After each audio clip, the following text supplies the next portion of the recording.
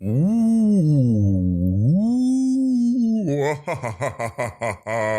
Welcome to Armchair Expert.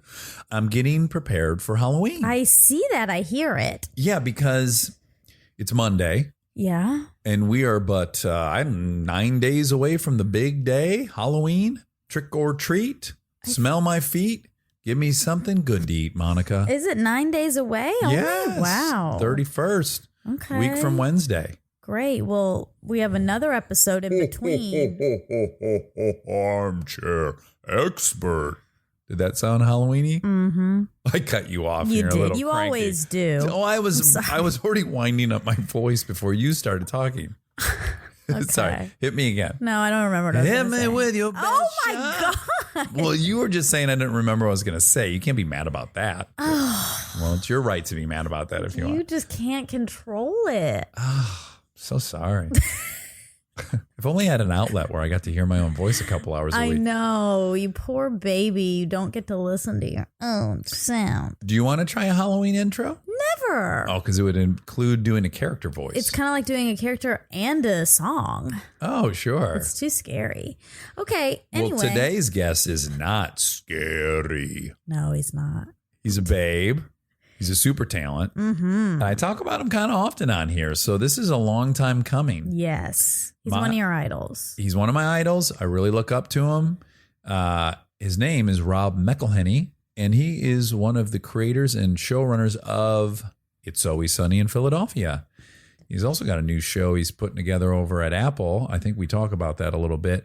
He is a mega talent. Oh, this son of a bitch was on Fargo. Oh, I know. He was so great on it, too. I know, but it kind of made me mad. As much as I love him and root for him, I was like, come on, man, you're on my favorite show. I want to be on my favorite show. Don't be jealous of your friends who are doing well. You're right. Also, you are saying Philadelphia wrong. Oh, wonderful. Well, he is from Philadelphia. Okay. And his name is Rob McElhenney, and he is very talented. Oh, that got embarrassing. I had How to about look this? away. I want to hear your blood. What is that? I'm going for a broke. I want to talk to Rob. That was pretty good. Okay. You're so embarrassed for me. Enjoy Rob McElhenney. We get support from Quince. Have you been wearing the Quince linen shirts?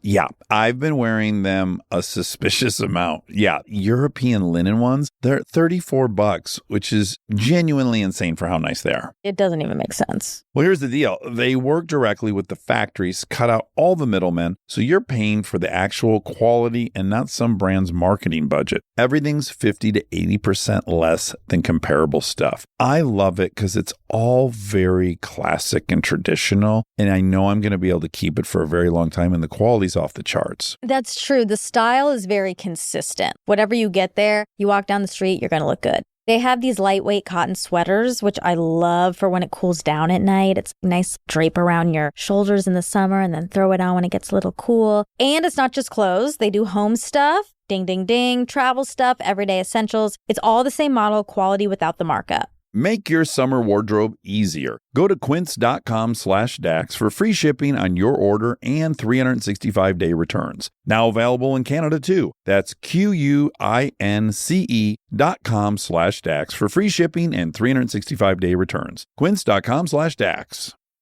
This episode is supported by Helix.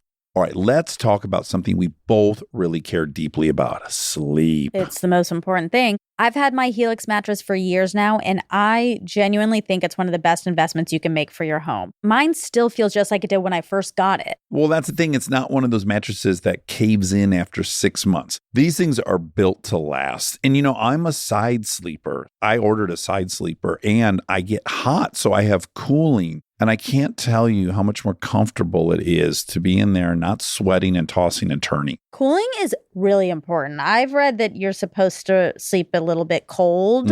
So I also have cooling. And they have over 20 models, so it's not a one-size-fits-all situation. You just go take their quiz and they match you to what actually works for your body. Plus, they've got cooling upgrades, which heading into summer, non-negotiable. Truly. Go to helixsleep.com/armchair for 20% off. That's helixsleep.com/armchair for 20% off. Make sure you enter our show name after checkout so they know we sent you. helixsleep.com/armchair.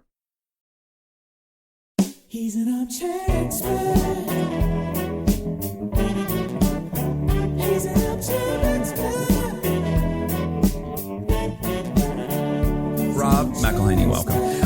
You've said that you've listened to a few episodes. Yes. And have you stumbled across anywhere I'm kind of going into my affection for you? Yes. Well, with my wife. Well, sure. But that's not the only time. It's I think happened. one time I noticed with Kimmel, but you said something about me to Kimmel, and he just moved as quickly past it as he could. And I was like, fuck, that would be a great opportunity to hear what Kimmel thinks. And I did. I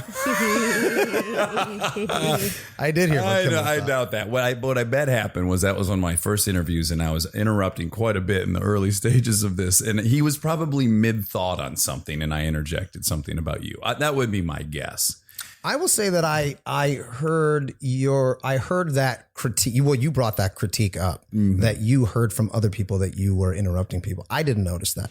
Well, what was going on a little bit is that we didn't edit the first 10 episodes or so. So when there was a 5-second pause, I would start panicking like a brand new talk show host. And then I would think, well, I better just talk.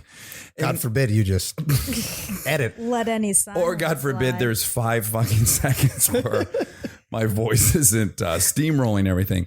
But I've also talked about working out with you. Someone was in here and they had mentioned your physique. Yeah. Ike. You really have come up a lot. Yeah, A lot. I want to say it's 5+. Really? Yes. Definitely on the fact checks. Maybe that's why. Because I know when there was one fact checker, we were talking about Charlie on our Charlie calendar. Curtis. Yeah, from my Oh, yes. perfect 10 Pinup calendar. calendar. And then you were also brought up in that conversation about. And that was in the fact. See, I don't listen to the fact checking because I like to live in the dark. Okay, good. I like to just assume that everything that was said was correct. Yeah. Even Sure, though what I get can, it. sometimes I'm listening and I'm like, no, that's not correct. But they'll figure it out. But I'll later. never find out. Yeah, I will know. Ignorance is bliss, as Yes. they say. Yeah. But usually when I go into my pitch about you, what it involves is that I really look up to you. Really? Yeah, quite a bit. Why? And I don't even know. Well, I have my theories on why I look up to you so much, but I really have this gravitation towards you. And I really admire you in a lot of ways. I think first and foremost, you're a man of incredible discipline. Would you accept that compliment with grace and faux humility? Yes. Okay. In some areas of my life. Yes. Not all, but in some. You know that's one of your strengths. Yes. Yeah. Let's just start by saying you probably can't get anywhere at 40 plus years old, having done anything and not at least acknowledge some of your qualities. Yes. Yes. And focus your energy in on that. Yes. I'm fairly disciplined when it comes to certain aspects of my life. Yes. And work being one of them. Work being one of them. Yes. Yeah. And I tried to explain this to people the other day on an episode that the true heroes, like the true superheroes of film and television, are showrunners. And I don't think America generally realizes that. We think of the director. That's somebody who must really have their hands full.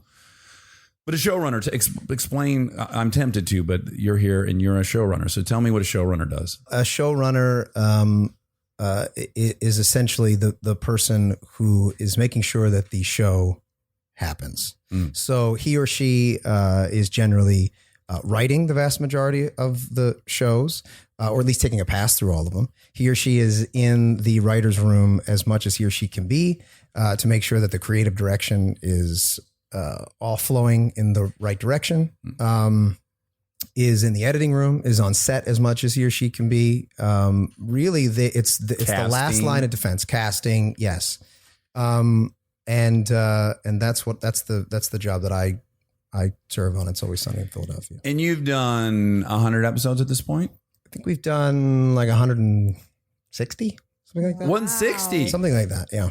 Jeez Louise. So yes. But I never knew what a showrunner was either. And I like some of my favorite Even when you shows- had the job, probably. Yeah. Oh yeah. Well, no, I knew what a waiter was. Right. Because I had done enough of that. But but like growing up, I would I would watch, you would watch Seinfeld, for example, and I'd go, okay, I see this name, Larry David, come up a lot, and I don't know who he is, but he's got something important to do on the show, but I don't know what it is. I just know that the show's about Jerry, and I know George, and I know Elaine, and I know Kramer, but I never really put two and two together that there was a person behind the scenes that was making sure that the show was being made. Well, and even I was in the dark about it long enough that it made a lot of news when Larry David made $800 million or whatever the fucking number was, right? And I remember going, wait, how did a guy that was not on the show make $800 million? Or how did he make almost the same amount as Jerry Seinfeld? That year, I remember reading that Jerry Seinfeld was the number one highest paid person in the entertainment industry that particular year, more than Oprah. And the number two person was Larry David. And I think I was the same. I was like, who's that guy? And why is he getting almost the same as Jerry Seinfeld? Yeah, he's not been in a single scene. No. And then I also remember, at one point being in high school and watching the show, and it felt different for some reason. And I didn't know why it felt different, but it wasn't that it wasn't as good or as funny. It just felt a little bit different. And then it wasn't until years went by and until I subsequently understood that was the year that Larry left. So he left, and actually Alec Berg took over, Alec and Jeff Schaefer took over, and Dave Mandel. And the show was just a little bit different. Not markedly so, but just a little bit different. And that was the Larry. What season? I can't remember off the top of my head, but it was like second to last or something like that. And then Larry came back. And he came back. Mm-hmm. And then Do you know the behind the scenes why he came back? They just said, "Oh, this is a little bit different. Let's get Larry back." I think he just got burned out. Sure, it's an exhausting job. Well, and just think, how hard you work, and you do what 10 to 13 or something. Yeah, the most we've ever done is 15, but now we only do 10. And they were doing 24 a year, right? Yeah. That's an insane schedule. Right.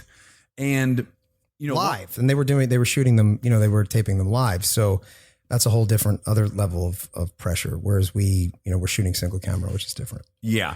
And I think I wonder if it was for the same reason. I didn't give Seinfeld a chance when I was young because it's what everybody was talking about. Mm-hmm. It's like what my uncle, who I wouldn't want to have a conversation, was talking about, and I thought, oh, this must not be cool. It was just too mainstream for me trying to define myself as an outcast to openly admit that I enjoyed. What were the show? Did you watch television in high school? Yeah. In high school, I was obsessed with Party of Five. Mm-hmm. Sure. Donna Martin Graduates. What was that show? Beverly Hills 90210. Bev 90210. Yep. In fact, so you gravitated towards the drama. Always to this day, like I will sit here. I admire the fuck out of you. I've been on your show. Mm-hmm. I've only watched 3 episodes. Yeah. I have almost zero interest in watching comedy. I can't put my finger on it, but I at least am comforted by the fact that I find a lot of us that are in comedy don't consume much comedy. Are you the same? Exactly the same. Yeah. Exactly the same. It was just maybe last week when I was like, oh my God, it's The Bad Place.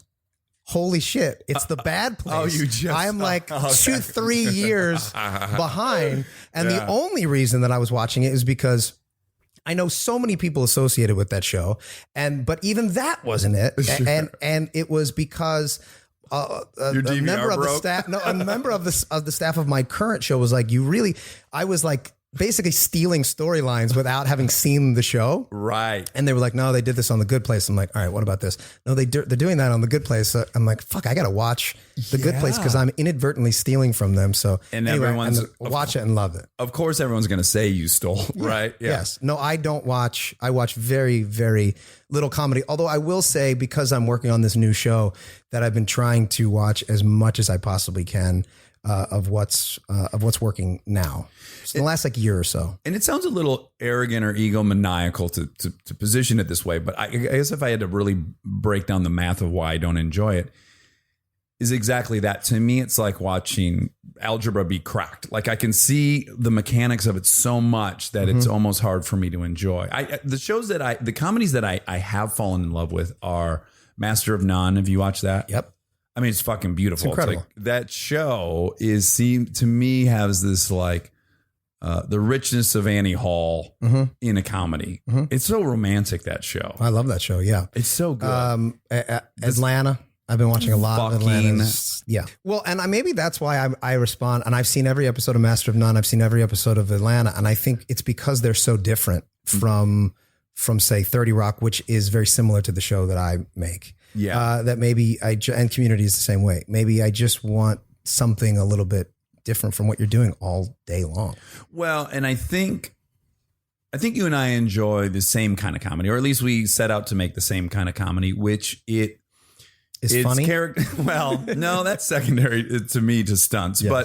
But after we've got some explosions and stuff, then I really want the comedy to come out of a character. I want it to be because this person's so unique that the way they're just moving through everyday life is going to cause some problems, as opposed to the world's crazy or the punchlines are insane. It's like, no, the person's crazy. The world's pretty real, or the person's unique and the rules of the world are real. Well, sure. That's what we've been doing on Sunny, and I think that's why it's lasted so long. Is that the world is the straight man, and there are no straight men or women in the cast of the show. Right. The joke is always like whoever it was guest cast winds up being the straight person. Right. Yeah. You invite people to come watch you guys be funny. Essentially. Yes. Yeah. But I just don't, when I get home, I just don't want to, although I've been watching a lot of Veep recently, which is Again, incredible. It's so fucking good. Incredible. It's the best. What's Yeah. your favorite show? Comedy? No, your favorite show. Oh, ooh. Well, my favorite show of all time is Friends. Sure. That's my favorite. I love show. that. was Did you aware. see I'm the adorable embarrassed grin to say it. that snuck Why? out? I don't know why. It's an incredible show. I know, but it feels it feels like I should be saying Veep. Although I do love Veep. I think it's the best. Well, no, you're supposed to say The Wire. The right answer is The Wire. Well, for If comedy, you're For in greatest, LA. well, if you're in LA, yeah. But, Yeah. But it's not a wrong answer. No, either, no, though. It's it's incredible. In my top three, but yeah. I'm just saying when you say you're embarrassed, like generally you're supposed to say The Wire. Yeah, I don't know. How about for you? Is Sopranos in the pantheon? Absolutely. Oh, I don't know. I've watched it. I've watched it all the way through 3 times. And it's legitimately bad. Like there are episodes, there are actors, there's direction, there's writing in it that I feel like is legitimately bad, and it doesn't matter. Well, that's the thing, is it's my first. It's like the first show that took itself as serious as a movie would. And I just was so in love with it. And it was like a paradigm shattering experience to watch it. And I'll never have a feeling about a show like I do about that show. Yeah, the best acting I think I've just ever seen. He was how old? First season? This is again. Well, now I know it's a trick. I mean, if I was being sincere, I would say I'd guess that he was 51 in the first. He was 36 years old. Oh my god! I mean that. And you can check that. I will. You will sure check will. that when they shot the pilot of The Sopranos. He was 36 years old. Oh my Wow. god. Yes. But back to so. Anyways, swirling around and why I'm so impressed with you as a person is. Yes. Let's get back to that. Yeah, because I want that to be the theme. It's I mean, gonna I'm be a love letter to you. This whole. I'm meeting with episode. one of my idols. Oh, all right. Well, I appreciate that because I feel like it's going to be a pretty boring podcast otherwise. I mean, I hear because I know you're having a thing with Mindy right now. You've been talking about. I really want to get her. I know, but I understand her perspective. Like Yeah. yes, because I am a fan of this show and a fan of a lot of other podcasts, talk shows that I feel like I would not be a good guest. I will not be a good guest. I will not be a person that I want to listen to on the show. That's horseshit. And that is not faux humility. Yeah, that's a bona fide insecurity. Yeah. No. Okay. Thank No, I you don't. for correcting me. Yes. No, I don't think it's an insecurity. Okay. You think it's an accurate appraisal of your. Yes. No, that's horseshit because you're one of the most well-spoken people I've met. You have an incredibly interesting childhood. You have created something out of nothing. You're married to a famous girl who I happen to love. I mean, what more do you fucking need for an interview? Now I've led it all exactly to where I wanted. That's what I wanted to hear. I needed that. Okay. You have everything we would need. Let's go back to Philadelphia. Okay. I'm what, 4 years older than you? I'm 41. Oh, I'm only 2 years older. That helps a little bit. Okay. Is it interesting to you that I like you so much? Yes. It is. I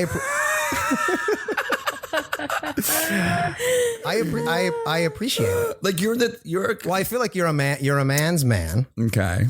But one of the things that Caitlin and I always discuss with regards to you is that you are effusive with your emotional connection that you have with other men and your praise for other men. I love And men. You love men. I do. You love men. We both do. Absolutely. We both love muscles so much, don't we? Oh yeah. Big time. Big time. And when did that? I also don't have any. I don't know. I have no compunction. I mean, I guess I grew up with like around tough guys, and they were always incredibly affectionate. My whole life. Isn't like that my dad's. Actually, both my mother and my father they came from families of 9 and 10, and respectively, and they're full of like blue collar tough men who drank and smoked, and some spent some time in other places. Sure. And Uncle Mike wasn't at every Christmas. Lots of cousins, uncles, and also just people in the neighborhood and things like that, and they kissed each other hello. That was I just remember that from a very early age. Always hugging, always kissing, always like telling me I love you. And so I just always grew up with it. I don't know if it's just like a cultural thing. It's also amongst my friends that I grew up with too. Like and they also came from similar families. I don't know if it's a Catholic thing, an Irish Catholic thing, or I don't know what it is, but we're all, I'm very affectionate with other men. Yes. And you really appreciate the male form. Sure. Yeah. Who doesn't? Well, some folks aren't as into it as you and I are. I find it fascinating.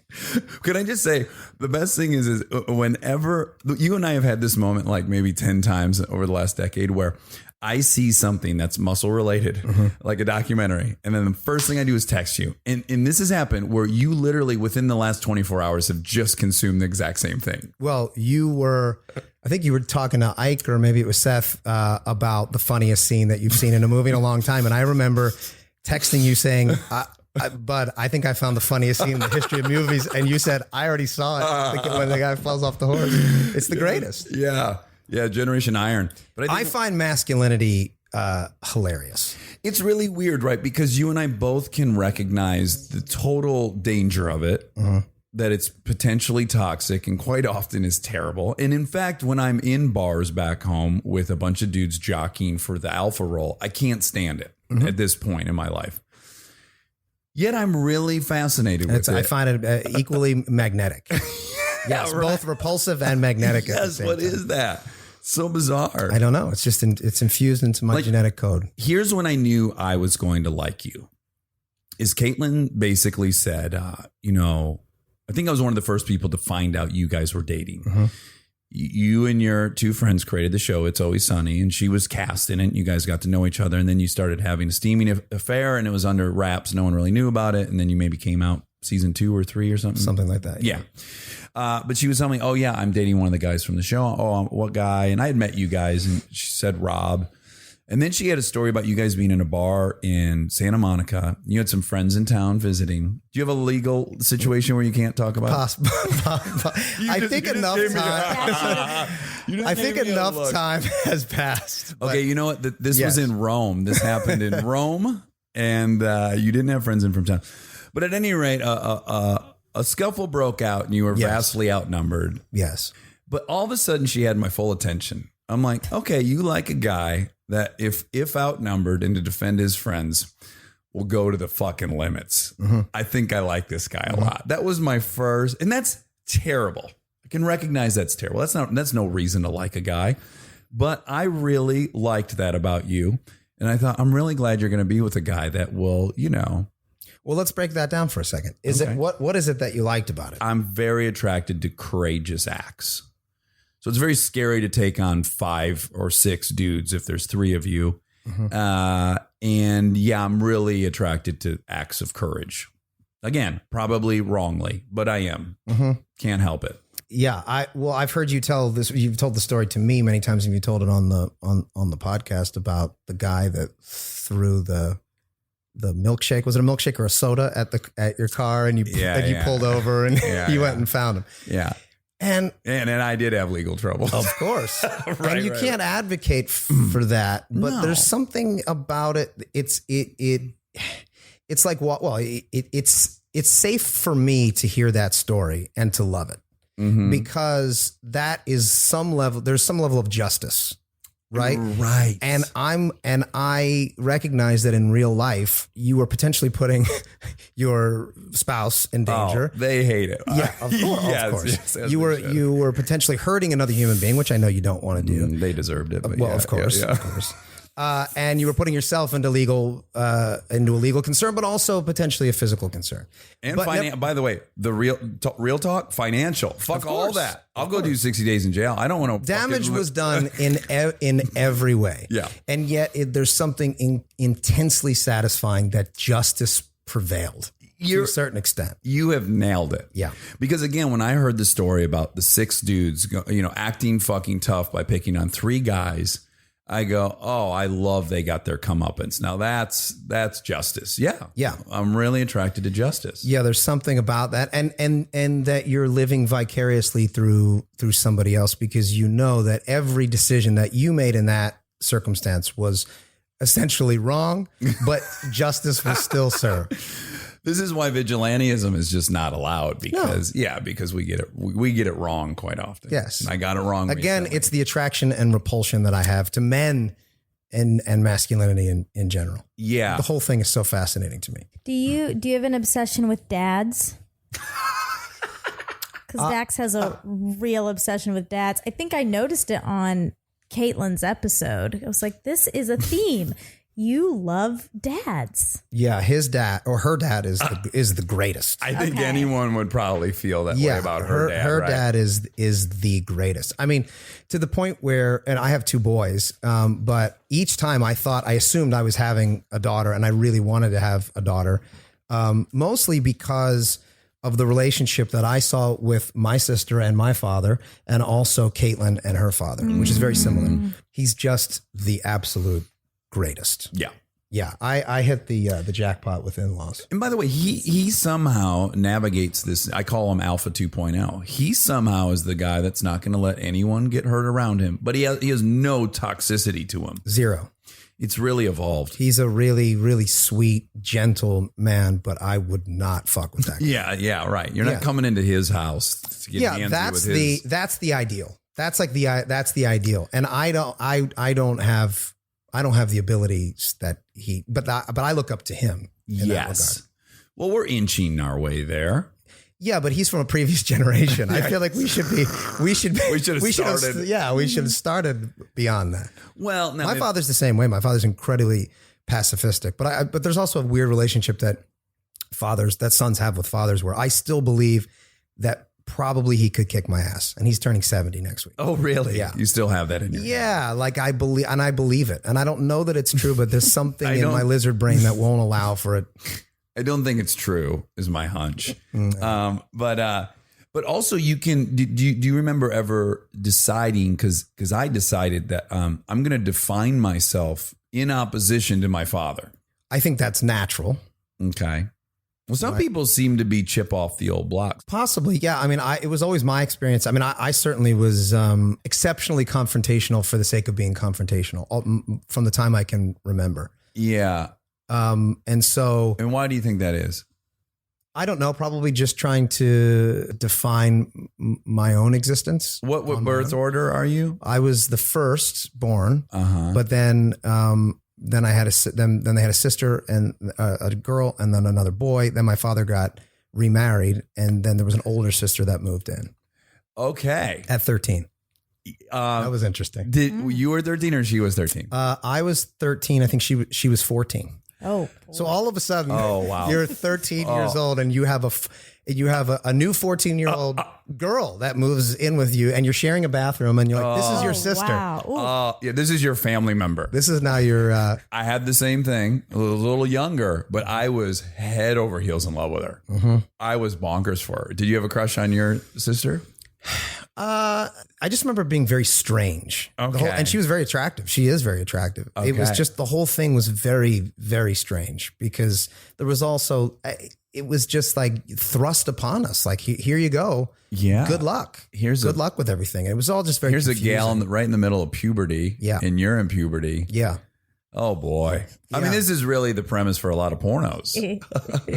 I'm very honest about my sexual proclivities on here. Yeah. I'm not a big porn watcher. No. No. You know, when I was younger, I enjoyed it. Like when it was first accessible at any moment on the internet, I think I had a little spell of it. But in general, I have a real hard time. It's hard for that to fulfill my fantasy because I just have a hard time buying into the fact that they're enjoying it, the females. Yeah. Well, what about like homemade or Okay. real life or amateur or something? That along helps. Those lines. That yeah. would That that would steer you into a That's a good- direction of reality. That's a good lane to start in, probably. Yeah. Well, Hughes told us in one of the fact checks that he thinks he's a real voyeur, like a real one, because he will sit in front of a window for 3 hours if there's going to be sex to watch. Even the slightest promise of it. Like someone's just home. Like if I'm in New York. Just the slimmest Just the possibility. idea that it could happen. I mean, anyone else would walk in, someone objective who's not already sucked into that mindset would be like, that's not going to happen. Look what they're doing. They're getting their bag ready to leave. Like they're leaving. Yeah. Right? But just the You don't know. slimmest chance that it could possibly happen. so I am isn't there? surprised that you don't like porn. 1% margin. Yeah. No, but that's very reality Yes. based, right? Yep. Like this is Yep. a look into someone else's life. And Rear there's window. also, Yeah. So if a male comes into that scenario and things get frisky, you better believe they both want it. you certainly do.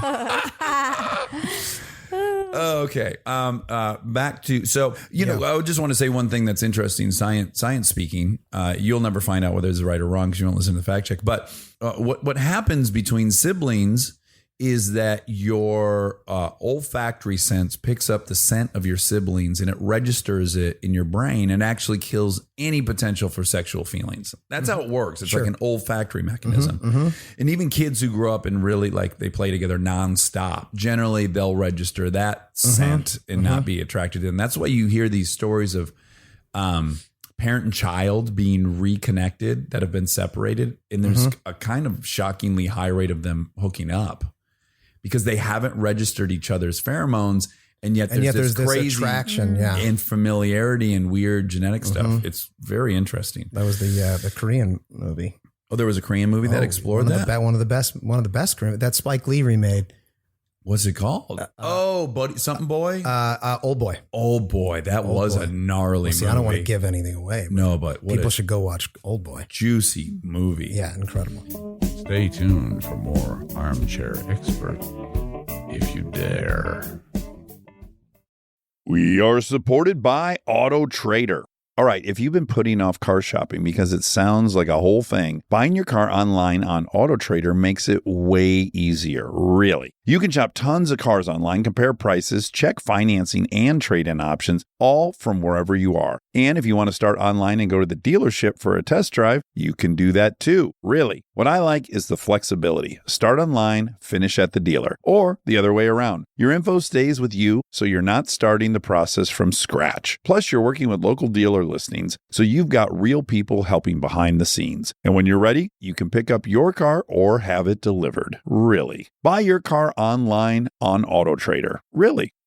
This episode is brought to you by SoFi, the all-in-one finance app where you can bank, borrow, and invest all in one place. Let's talk bank accounts for a second. The average bank savings rate is 0.39% in interest. You're earning pennies on your savings, but it does not have to be that way. With SoFi High Yield Checking and Savings, the money barely making moves sitting in your savings account can earn over 8 times the national average savings rate with eligible direct deposit. No account or overdraft fees, which feels rare these days. You can get your paycheck up to 2 days early, perfect for getting ahead of a bill or grabbing what you need right when you need it. Plus, get up to a $300 welcome bonus when you sign up with eligible direct deposit. Sign up for SoFi Checking and Savings at SoFi.com/armchair. SoFi Checking and Savings is offered through SoFi Bank N.A., member FDIC. Terms apply.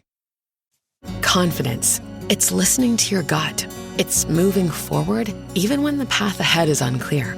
For nearly 160 years, Pacific Life has helped people keep their promises, building confidence for generations. Whether you're confident in your financial future or just beginning to envision it, we're here to help. Ask a financial professional how. Pacific Life, the power of a promise. Pacific Life Insurance Company, Omaha, Nebraska, and in New York, Pacific Life and Annuity, Phoenix, Arizona. Now, you went to a Jesuit school. I Is that did, right? yes. And again, I'm pretty outspokenly against. Is it parochial? Is that what you call it? Sure. Non-secular schools. But I've now sat with so many people that were Jesuit schooled, and they got a lot out of it. I loved it. You loved it, right? Yeah. Yeah. What are the? I loved it even at the time, but now looking back on it, I have even a greater appreciation for it. And what are the principles that they successfully stole onto you? A constant state of curiosity. They were always asking you to question your own belief system, to question authority, and to be exceptionally disciplined in doing so. Right. So you were allowed to have an opinion about anything you wanted, as long as you could back that opinion up with facts. So you could come in and say, I think this is bullshit. I think what you're teaching is bullshit. And I mean, obviously respectfully so. And then 9 times out of 10, they would stop and say, okay, why? All right, let's go down that road. Why do you think that? And if you were lazy, that was like laziness was just not something that was tolerated. Right. Intellectually lazy, and physically lazy, but it was just something that they just wouldn't accept. Right. Because they were like, look, you have a tremendous, right now you have a tremendous amount of opportunity and privilege to be at this school, because not a lot of kids get that privilege, and you're not going to waste it. And if you do, then we'll find somebody else who wants your slot. And I remember being taught that at 14 years old. And you took it seriously despite, being a bit of a contrarian. Well, yeah. Yes, because they accepted it. And I remember that on a consistent basis. Well, again, it goes back to justice. You felt like, you know what, this place is minimally just. If I argue my case and I'm right, they're going to acknowledge that. Yeah. And the school has been around since 1851 or something like that. So they're used to a fresh crop of 14-year-old punks coming in there for 150 years. Right. So all revved up because their new sister. Yeah. And every one of them, yeah, sure.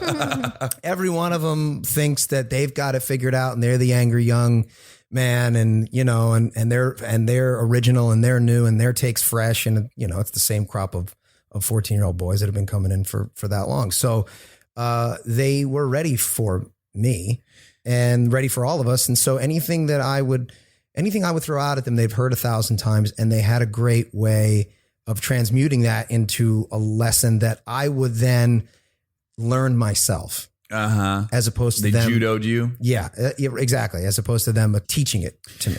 It's something that I always deeply respected about my mom is best idea won in our house. Like Sure. she would let you argue with her, and if you proved your case, it swayed her. So I was always frustrated when I'd go to my dad's and like the logic would be breaking down. I'm like, no, I know. I hated that feeling of like, oh, I guess this is really just because I'm younger. Yeah. It has nothing to do with justice or logic. Well, I remember very early on, I was small, really small.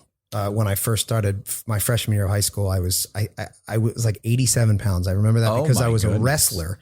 And so we would have to weigh ourselves, and everybody's there trying to cut weight to get down to 103. And I'm trying to add weight to get to 103. So I was really small. And because like of what that height? 5'1", 5'2". So you're like my wife's size. It's teeny, yes. Yeah. And that doesn't fly for a 13 or 14-year-old boy.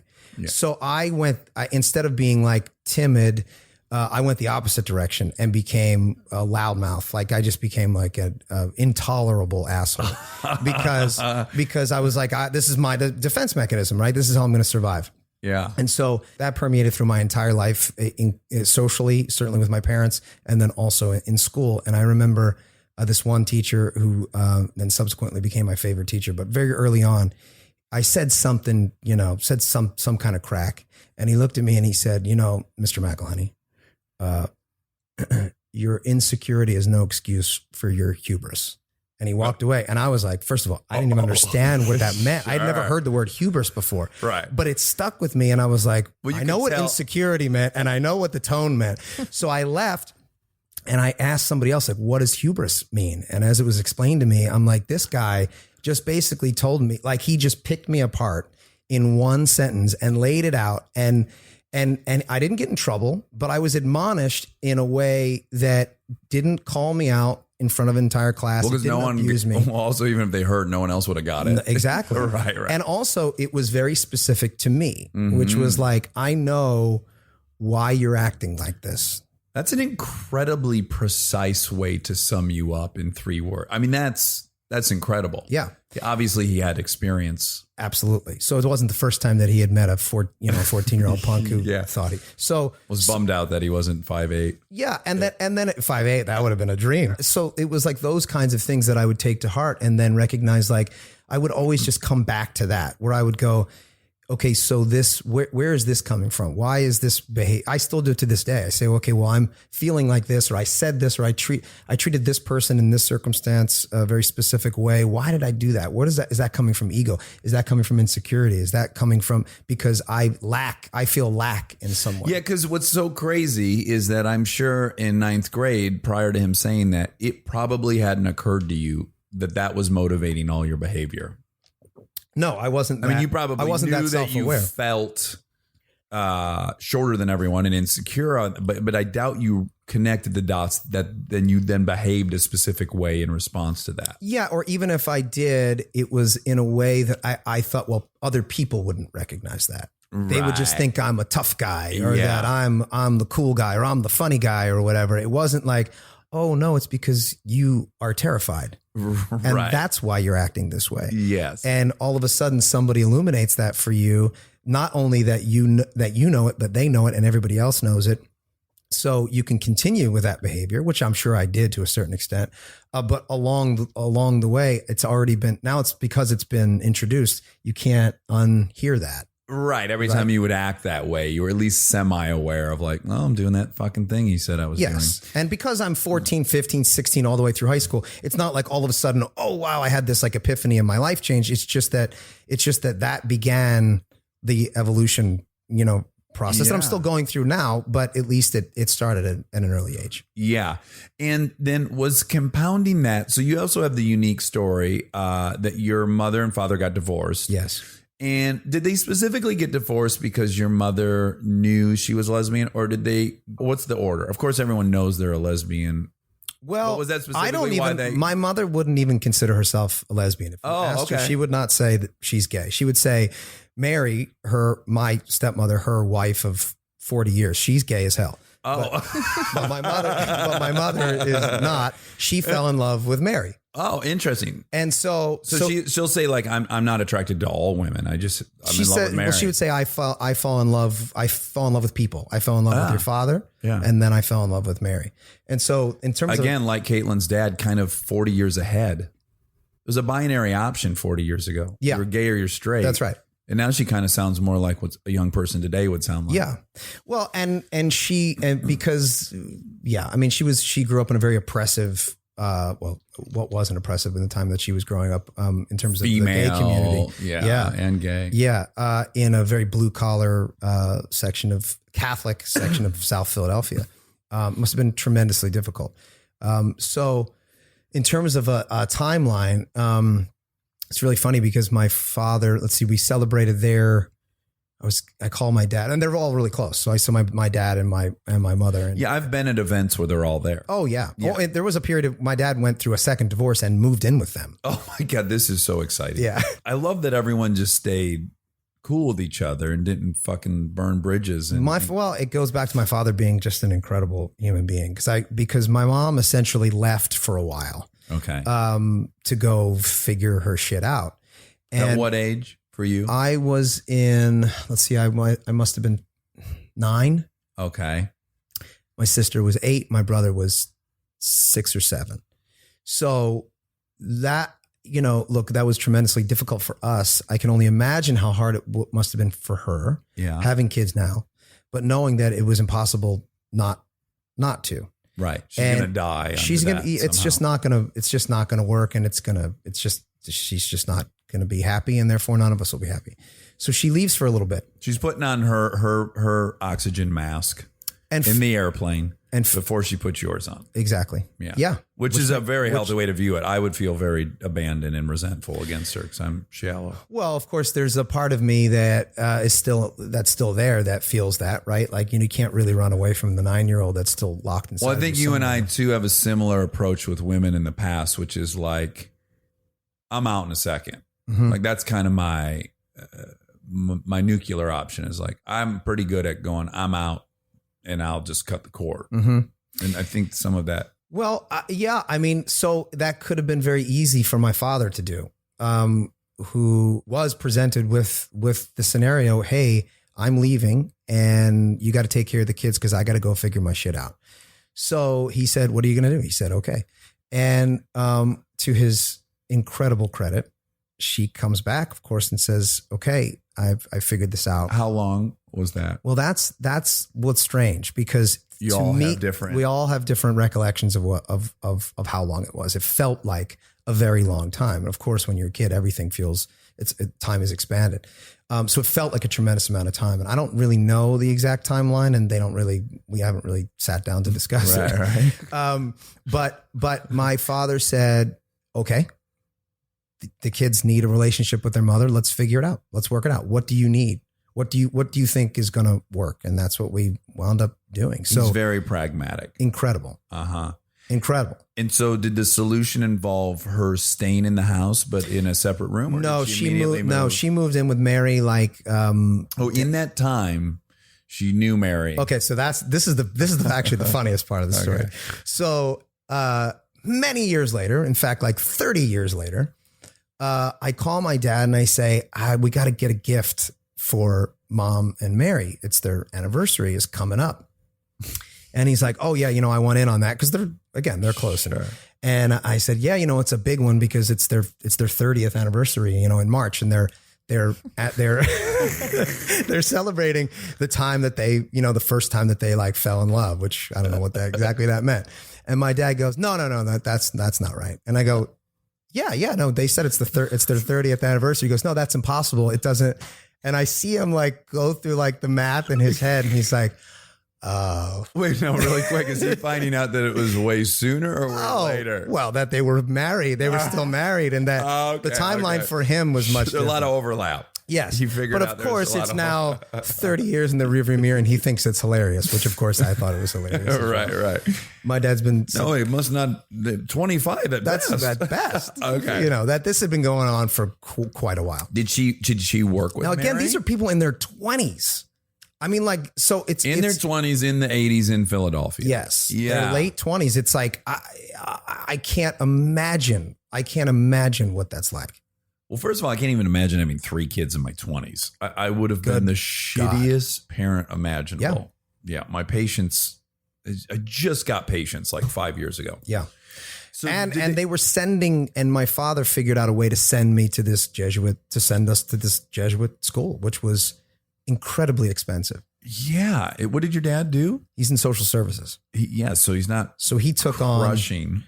No. He took on a bunch He had of to take debt. on it. He had to take on another job. He took on a second job. What a fucking saint. He's I incredible. need to do. See, I'm now obsessed with his dad. Yeah, it just but that's happened. better because normally it's women's dads, so this is good. Oh, you think there's some kind of perversion? Perversion. Okay, you think there's a perversion at play. Interesting. Yeah. So I'm wondering, how well known was your scenario in your neighborhood, at your school? How many people knew that your mother lived with another woman? It was funny. There was a period in which we were sort of in denial to a certain extent. It wasn't like that we were like, oh, this isn't happening. It was like, oh, mom has a roommate. She moved. We knew that they were divorced, and then she has a roommate. Yeah. And it was just something that we didn't really like talk about. And then, and I was probably in like 8th grade or something like that. And I remember I was with a big group of my friends, and I just said, I don't know why, or for whatever reason, I decided this was going to be the time that I was going to like bring it up to my friends. And I remember there was a bunch of them, like eight of them there. Well, that's a pretty big group. And I said, I think that my mom is gay. and my one friend, Connor, said, yeah, no shit. And I was like, oh, you guys all Everyone knows. know. And they're like, she lives with a woman.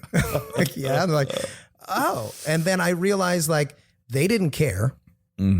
So I didn't care. And then from that point forward, I mean, that was really it. I mean, Really? all through high school, none of my friends, and you know, Were so you much of friends your with identity the is toughest group in your school. yeah. I Yeah, mean, you know, no, like yeah. these were not people that, you know, it just felt like people never really. I've met a few of these lugs, and I like all of them. Yeah, they're good. Like They're- just in they're good Minneapolis guys. last year, I met who's the surgeon? Joe Dwyer. He's Joe Dwyer. What? Okay, so Joe Dwyer, it was Was he in the mix? So, oh yeah. Well, my freshman year of high school, he was the 103-pound national wrestling champion. Oh, so I was like wow. wrestling him, Okay. and he was decimating me. But he was like, he's one of the toughest people I've ever met in my entire life. That was like the thing Monica, about fighting. this guy 100% looks like and this is I'm in love with this guy, but he looks like he's working on the back of a sanitation truck. Okay. And he's one of the best hand surgeons in Philadelphia. Oh. Yeah. He's very successful, but he likes to party and go to football games. I mean, Yeah. he's a good time child. Well-rounded. Yeah, he breaks the stereotype. Yes. Yeah. Yeah. Well, he was always, see, the wrestlers are always the sneaky, toughest guys on the, in the bar, right? Or like Yeah. at the high school party. Yep. You know, he was small, 103 pounds. Yeah. And I would see him maul people. Sure. Because there would be these big tough guys from other schools, and they would see this little guy, and they'd be like, okay, we're going to pick a fight with these guys. And we'd be like, you know, send out your best. Right, and, you know, they would send out, Sir you know, Lancelot. Goliath, and we would send out Achilles, you know, or David. And I'm mixing my myths up. Okay. And he would go out there and just slay the giant. I mean, in minutes, and be There's drinking a few natty ice. feelings like that when you're young and you do send out your best. Ours was Jack Keefe. He was Aaron and I's best friend in junior high, and he was so unbelievably tough. And we go to this place, Camp Dearborn, and it was all adults. This story already. This is amazing. I feel like you and I. This is so sad. We have told each other No, every fight story No. that is. I can tell 5 fight stories that you were personally in. Oh, really? Yeah, I know this story. I know Okay. because he was kind of small, but he did like an uppercut that He knocked us- like a 6'3" Yeah, dude yeah, out okay. who was like 210 or something. Yeah. And we were 13, and he beat him arm wrestling, and then the guy wouldn't pay, and then he made fun of his weight, and then it was just lights out. And I just remember thinking, oh, one of our friends is a superhero. Like we have a superhero in the group. We can go fuck with adults. We can go anywhere we want in this town, and Jack's there, and we're safe. It Yeah. was just the most. Well, and that's amazing a feeling. special kind of capital in high school. Yeah. But that's supposed to go away. And like it has, right? In so many ways, but it also kind of hasn't. Well, I get in this thing. This is one of I have an ongoing, like I just chisel away at a couple different topics in my house with my wife.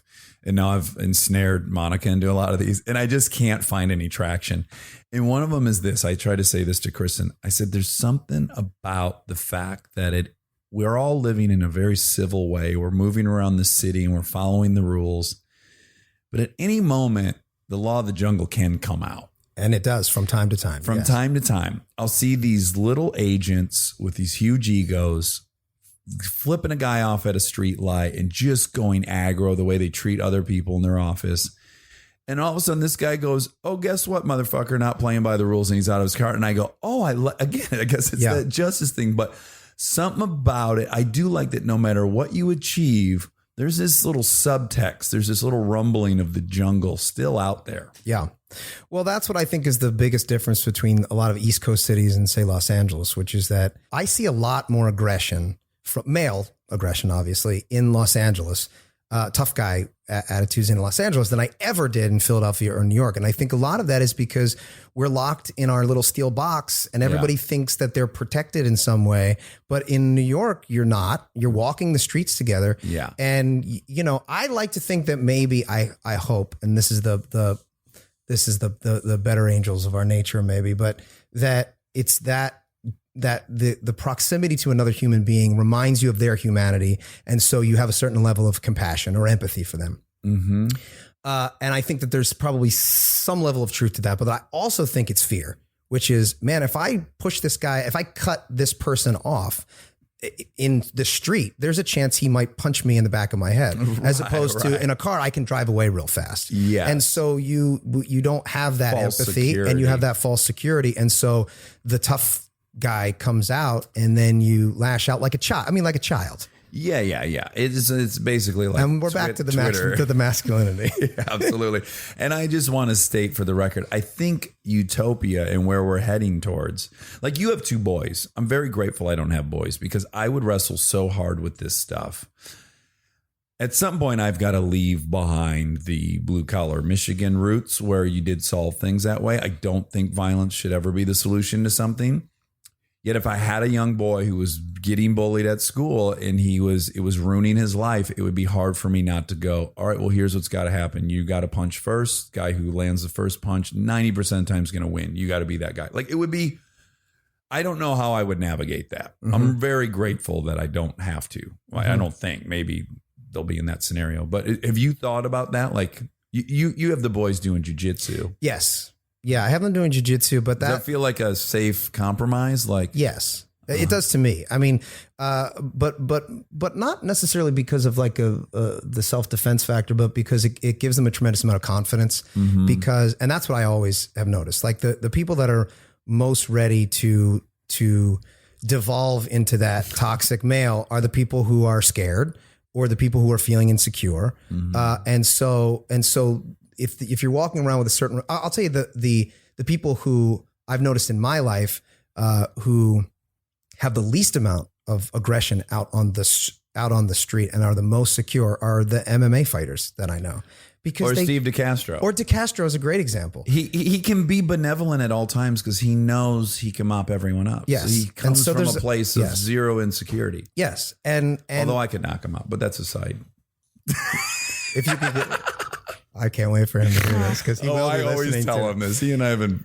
But yeah, so I have the boys involved in that, but it's really just about confidence building and having something physical. And most importantly, I know for me, why I do it is because it helps to transmute a lot of the natural aggression that I feel and that comes from anxiety or whatever it is. And I feel it, right? So I can resist it, but that just stuffs it down, or I can try to get it out in some way. So that's like exercise, any kind of exercise, but there's something very specific to jujitsu that is a certain level of aggression. It's very specific, aggression with a partner who's also willing, and you're not trying to hurt somebody. There's a really cool communication that happens Yes. between you and your partner when you're Yes. rolling, right? Yeah. I mean, borderline spiritual. There's like a respect for one another. Absolutely. Well, I can tell you that when I leave that place, like an hour later, that is the best feeling that I have throughout a day. Really? Yeah. I mean, it's I really. I know you and Ike were talking about pumping iron with Arnold and what he says. Yeah, it's not quite like that. Right. But there's something about just the release of all of that energy, and you just feel, and also that the respect that you have for the teacher, the respect you have for the gym, and also that there's none of that like mystical bullshit. Right. That you see in like a lot of like martial arts. They got rid of that. The Brazilians got rid of that. There's so much respect. But it's just very physical. Mm-hmm. And yes, there is a mental, it's also incredibly mental, but it doesn't necessarily have anything to do with like juju or spirit. This symbol no, it's just about does this physically work? And if it does, let's do that. It's kind of math. It's kind of physics, right? Yeah. Yeah. It's really a thinking man's kind of. Yeah, well, it's like physical chess. Once you get to a certain level, which I am not and nowhere leveraging near. and Oh yeah, yeah. Do your boys seem to have the same gravitation towards like muscles and stuff? No, but they're young. I mean, 8 and 6, but Yeah. By 8, I was starting to really. Like I saw, when did you see Conan the Barbarian? That's to me, that was like my sexual awakening. I didn't really. I'll tell you honestly, I haven't really become as obsessed with the male form as I am now until my 30s. I think. Oh, really? I think so. Yeah. I don't know why. I don't know what it is or why. You didn't love Schwarzenegger I mean, as much as but I wasn't as fascinated with their physique. Okay. As much. I don't know. I feel like I'm getting more and more juvenile as I grow older. Sure. You're finding the time. But just this morning, I was talking to my son. One of my favorite things on planet Earth right now is hearing my son say, "Dad, I have a question." He has so many questions, and that's so much. Like I get goosebumps when I think about it because that's like so much fun. Yeah, because you're realizing like, oh wow, I'm the conduit to him understanding the world right now. Yeah, right now, and eventually that's going to go away. So that's a tremendous responsibility and something I take very seriously. And so I want to be very measured in the way that I'm answering him because I want to allow for him to have his own experience, but also for me to educate him in ways. So he said, what does Cambrarian mean? And I said, Cambrarian, where did you hear that? And he said, I heard Mom call you contrarian. Cambrarian. And I said, is it contrarian? He said, yes. And I said, oh, that means that no matter what I say, you will find a way to disagree with it. And he started laughing. And I said, why are you laughing? He said, that sounds like fun. And I said, yeah, it is kind of fun. I said, do you think that you're contrarian? He said, I want to be. And I'm like, oh, wow, that's first of all, really incredibly cute, but also that like he's recognizing things in himself that he's like gravitating. Well, personality traits, like that's a defining personality trait. Yes. And what I'm noticing is that my other son is completely different, which to me is like the most, when I think about the differences between my two children, it is probably the most inspiring aspect of the human spirit that I can think of. That like, no matter who they are genetically and biochemically, which is almost completely identical because they are the progeny of two the same people, and they have essentially the same nurture as well. Yeah, that they could be two completely different human beings says so much about like I don't know, just the incredible complexity and originality of each one of us. Yeah. And that we are imbued with something that is greater than the sum of our parts. Yeah. Like, I don't think it's metaphysical or otherworldly, but they have a spirit. Like they just have some character to them, right out of the gates. Yeah. It's really wild. It's and all we can do, or at least what I feel like all we can do is give them the tools to be the best versions of themselves and allow for them to just become whatever that particular thing is. Stay tuned for more Armchair Expert, if you dare.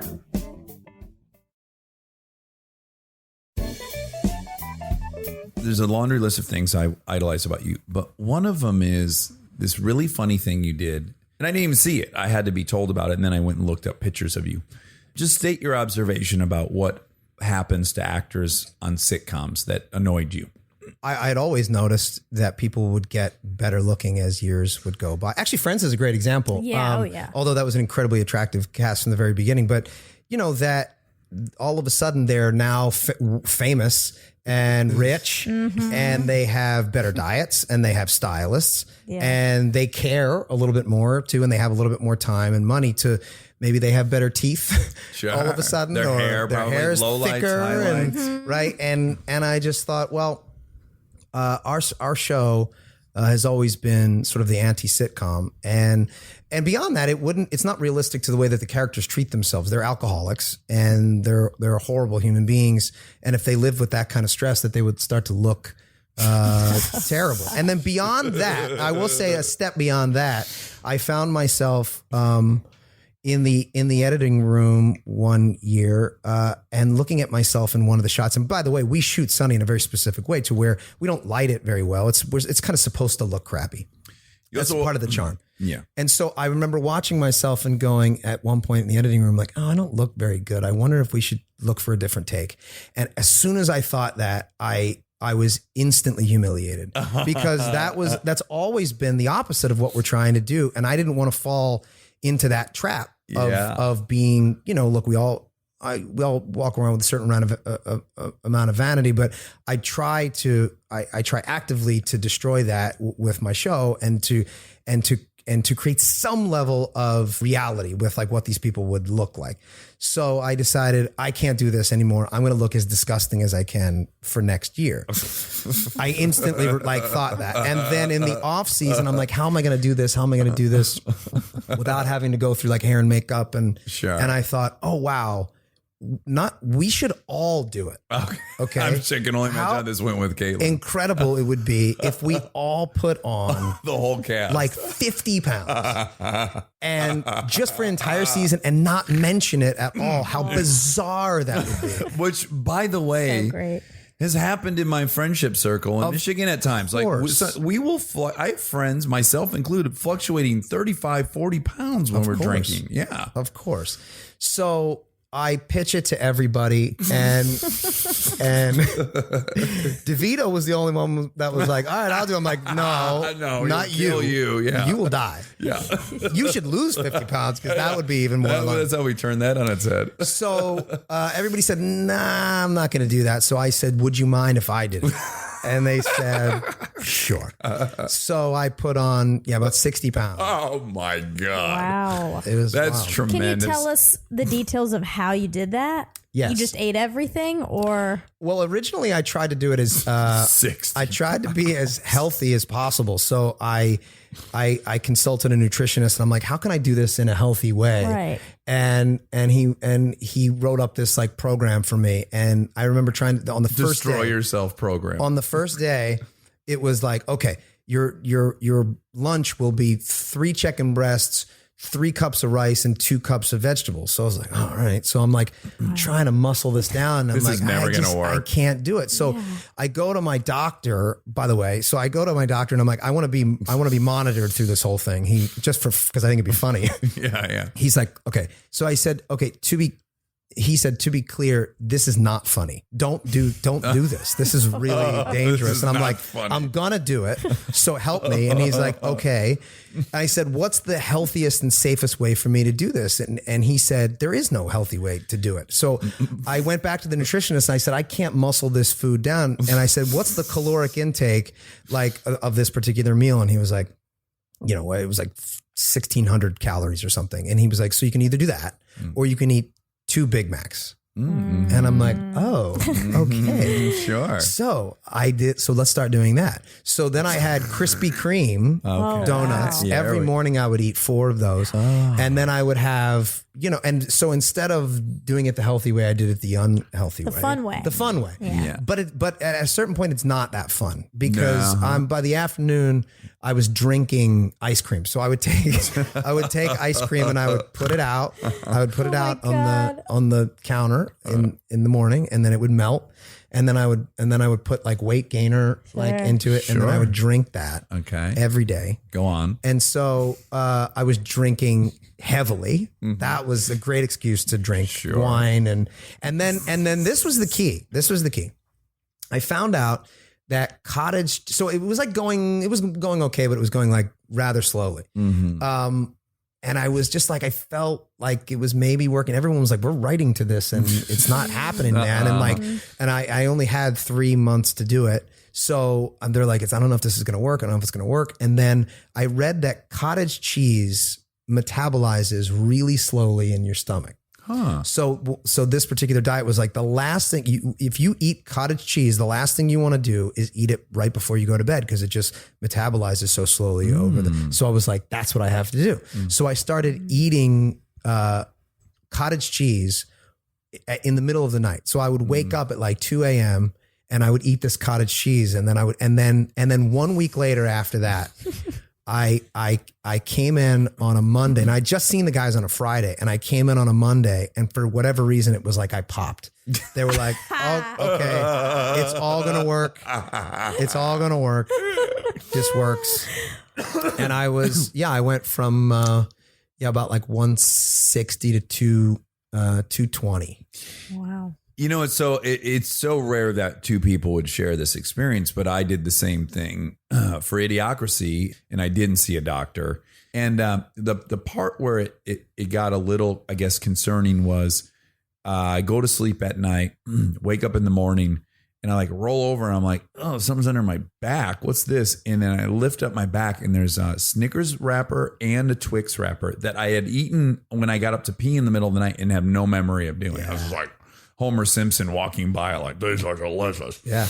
Yeah. And but I only gained 37 pounds. I went from 180 to 217. And did you have, like, I was like, oh, this is great. The whole time I'm like, oh, this is great. I'm doing this for a role. And then at some point you go, wait, this is for real though. I'm going to have to lose this. Well, what I was also doing, so what happened was I was seeing a lot in my gut, but it wasn't really moving around as much. So I was like, I don't know what to do to start moving this weight around. So I went to a trainer and I'm like, I literally want you to do the opposite of like, what if I did some like powerlifting so I could get it into my ass and legs and like back and stuff. So that's what we started doing. Like I would go heavy weight, but do like 2 reps. And we would get to the point where he was like, look, I want you to, I wore a fucking, one of those step watches. Oh, sure. And he's like, you need to keep this number below. So I was doing it the opposite. And he's like, anytime you get to a set of steps, I want you to stop and move as slowly up the set of steps as you possibly can. Don't get that heart rate. Don't get that heart rate up under any circumstances. So anaerobic activity is death to you. Death. Yeah. So at any point where we were doing like even like the heaviest of lifting, we wouldn't do more than 2 or 3 reps of anything because it was just get my heart rate up too high. And then my doctor was like, hey man, like just recognize that that's probably good because you don't want that heart rate getting too high because we don't know if your body's too frisky. Yeah. So I'm going in for regular checkups and it's all, this is the craziest part is that my blood pressure was fine. My blood sugar was fine. That's hard to believe. But I got a fatty liver. Ooh. So I was like, okay, so fatty liver. walk me through that. Yeah, where are we at, doc? And he's like, well, it's not good. First of all, again, to reiterate, not funny. Not good. Not funny. I don't find it funny. All right. It's not great. And I was like, well, how long? I said, by the way, we said something about like, well, I was like Christian Bale, like Christian Bale goes from like 110 pounds in The Machinist to Batman. And he's like back and forth. And he goes, look, this guy's at Cedars and he's like, Hippocratic oath, I can't say much, but I can say this. I know Christian Bale's doctor. Okay. That is not healthy. What he's doing to himself is not like, you should not be looking at him as a paragon of health. The North Star. Yeah, the North Star. Now, in terms of his like acting ability, and I'm like, look, doc, like I don't need to hear. It was Hollywood, like, but it's like everybody's got an opinion on, and I'm like, just don't give me a shit. Am I healthy or not? Also, I love that you and I both are like, I probably am not gonna get to the acting level. Let me just do the physical thing. Yeah, like I can do De Niro in Raging Bull. I can't do the acting part, but I can fucking minimally I can gain the weight. Right, I can do the stunt. yes. So anyway, I wound up with a fatty liver, which then subsequently went away when I stopped. But losing weight was easy because I stopped. I mean, I think I was drinking essentially almost 4,000 calories a day or some 3,800, something like that a day. And to stop, I just stopped. And you didn't have kids yet. That's probably part of. I did. You did? I had a 1-year-old. Yeah. Oh, really? Yeah. Didn't interfere or anything. Well, that's the thing that having a child that people don't tell you, besides that it's like the most miserable experience that you could ever go through, which I try to tell as many people as possible. Like it is literally the most miserable thing you can do. It will ruin and destroy your life. You're better at that than me. Yeah. I brush over that. But it's true. Sure. And yet it ruins the life you had. Exactly. For sure. Exactly. And I think you just have to come to terms with that. Once you do, then everything is easier after that. But again, like look what we're circling. So yeah, for me, losing the life I had to be on another adventure and to be curious and like it's all wrapped up in like why you'd want to know what it's like to be 230. Yeah. Right. Like, isn't there a romantic element to that whole transformation? Sure. where you're Well, like, it's just a completely new experience. yes. Yes. And It's the pain is in the holding on to what your old thing life was, or an expectation of what you thought it was going to be. yeah. Right. And once you can sort of, and I find that in all aspects of my life, if I can shed that, then the actual thing, whatever that particular thing is always a great opportunity to experience something new. Yeah. So anyway, what people don't tell you is that you're spending so much time at home that there's not a lot to do except drink, Right. which I like. Now, that's not something that you Sure. were partaking in. I loved that. Yeah. But I'm picturing like your 1-year-old pulling a knife off the counter and you can't even run to help because you can't get your heart rate up. Yeah. Yeah. And I just sort of let him do whatever it is that he's going just to do No, Great whatever. learning experience. But the alcohol honestly was helpful because there's so much sugar. And so because I was gaining so much weight so quickly, my tolerance was skyrocketing too. So I could drink a bottle and a half, 2 bottles of wine a night. I was like Andre the Giant at a certain Yes. point where I'm just like putting booze back. Sure. And Taking a fart. loving it. And by the way, the strongest I've ever been in my entire life. I was gonna aim you there. There was a point where you got really strong. Yes. And you fucking loved it. Yeah, right? well, You felt because like a I was gorilla. always, because maybe this is again why I'm now more fascinated with men's physiques, because when I was younger, I didn't hit puberty till I was like 16. So I didn't have when all my friends were like jocks, I didn't have the ability to like create a body like that. Right. And then by the time I was in like my late teens and 20s, I was just smoking cigarettes and like I just didn't care. Drinking coffee. Right. And so then as I grew older and I was like, oh, wow, I can actually now maybe transform my body in interesting ways. Yeah, I had this weird thing up until my mid 20s where I was resigned to the fact that like, genetically, if I just look at the Shepherds for 3 generations, we have guts. That's just, I'm not like genetically, I will never have a 6-pack. But then I found out that I could, and that was like this weird breakthrough. I'm like, you actually can you can turn your body into any shape that you set out to. That felt very empowering and exciting. That's exactly right. So that was the overwhelming feeling that I had throughout that process, and then directly afterwards was, if I devote a tremendous amount of time and effort and energy to something, I can accomplish that goal. I mean, for as silly as it is, Sure. I changed my body dramatically in 4 months, and then changed it again when I lost the weight. And because I became so strong, and I was never strong before, and I became, for whatever reason, I could bench press a tremendous amount of weight, which is so sad that I in my 30s was so proud of how much I could bench press. Would you tell Caitlin when you got home from the gym, like what you would put up? Absolutely, absolutely. yes. And I would take like videos of it and be like, look at this, and she's like, Honey, that's 3 plates on each side. But one time, I was at the gym. It was in Century City, and it's right by the Fox lot.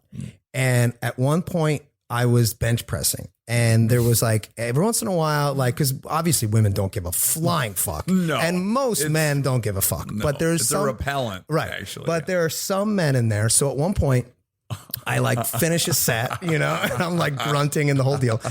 And Michael Irvin, do you know Michael Irvin? Football player. Okay.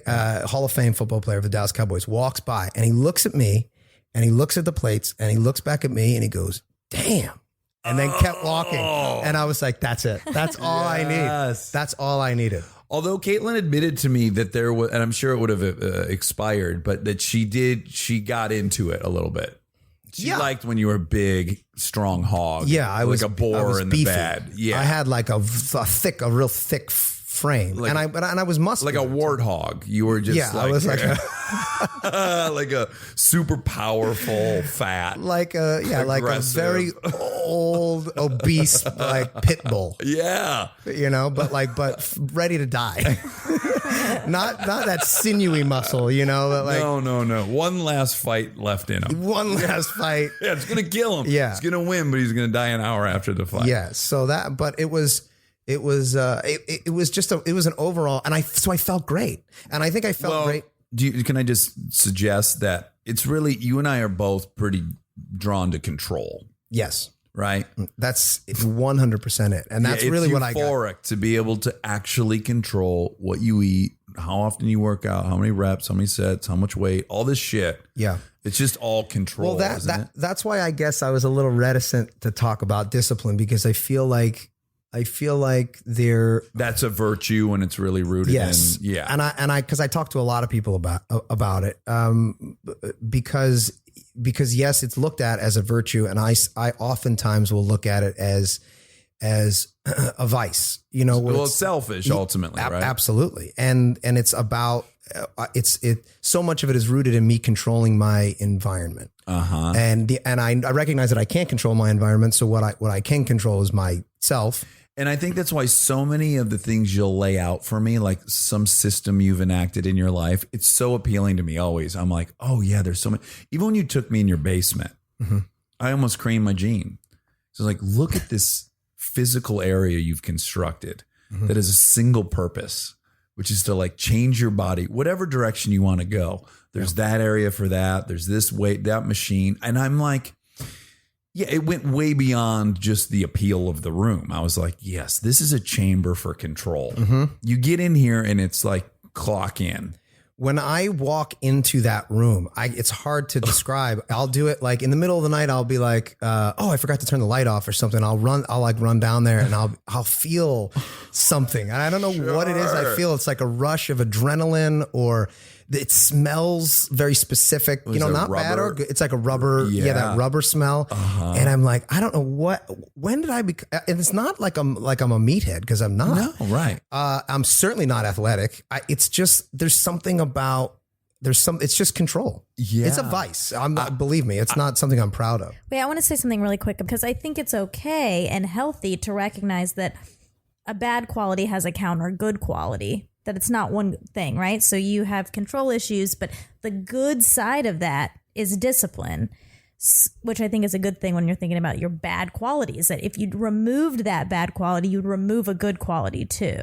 That most bad qualities have a double-edged sword. Yeah, it's a coin. Sure. Yeah. I mean, yes. I mean, it in the same way that like fear, I mean, you can look at it, at anything. Like anything taken to the extreme can be dangerous.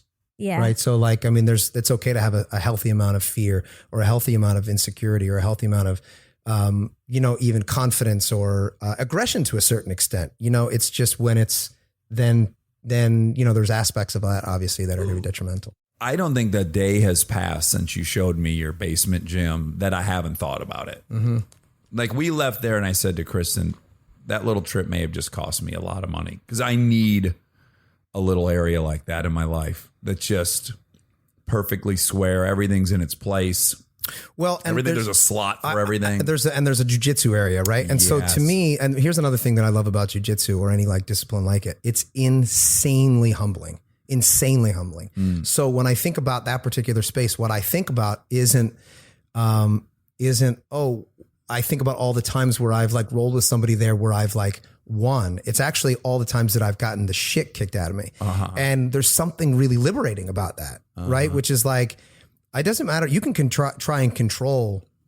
I can control my own body when I'm lifting weights, let's just say, or running, or trying to gain weight or lose weight. But when I'm rolling with, say, Steve DeCastro, you're fucked. I'm fucked. No matter what, I can't control him. All I can do is try to keep up. Yeah, you broke my ribs just play fighting. I guess something interesting about failure when it happens and you can like own it in a weird way is our fear of events in our heads are so uncomfortable.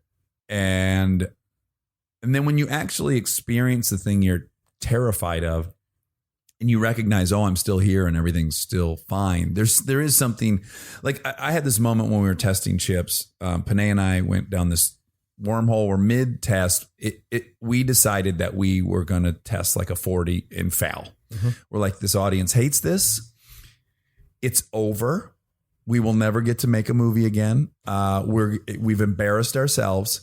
There was 5 minutes of us chatting about how bad we shit the bed. And then there was about 25 minutes of euphoria where we're like, oh my God, it's over.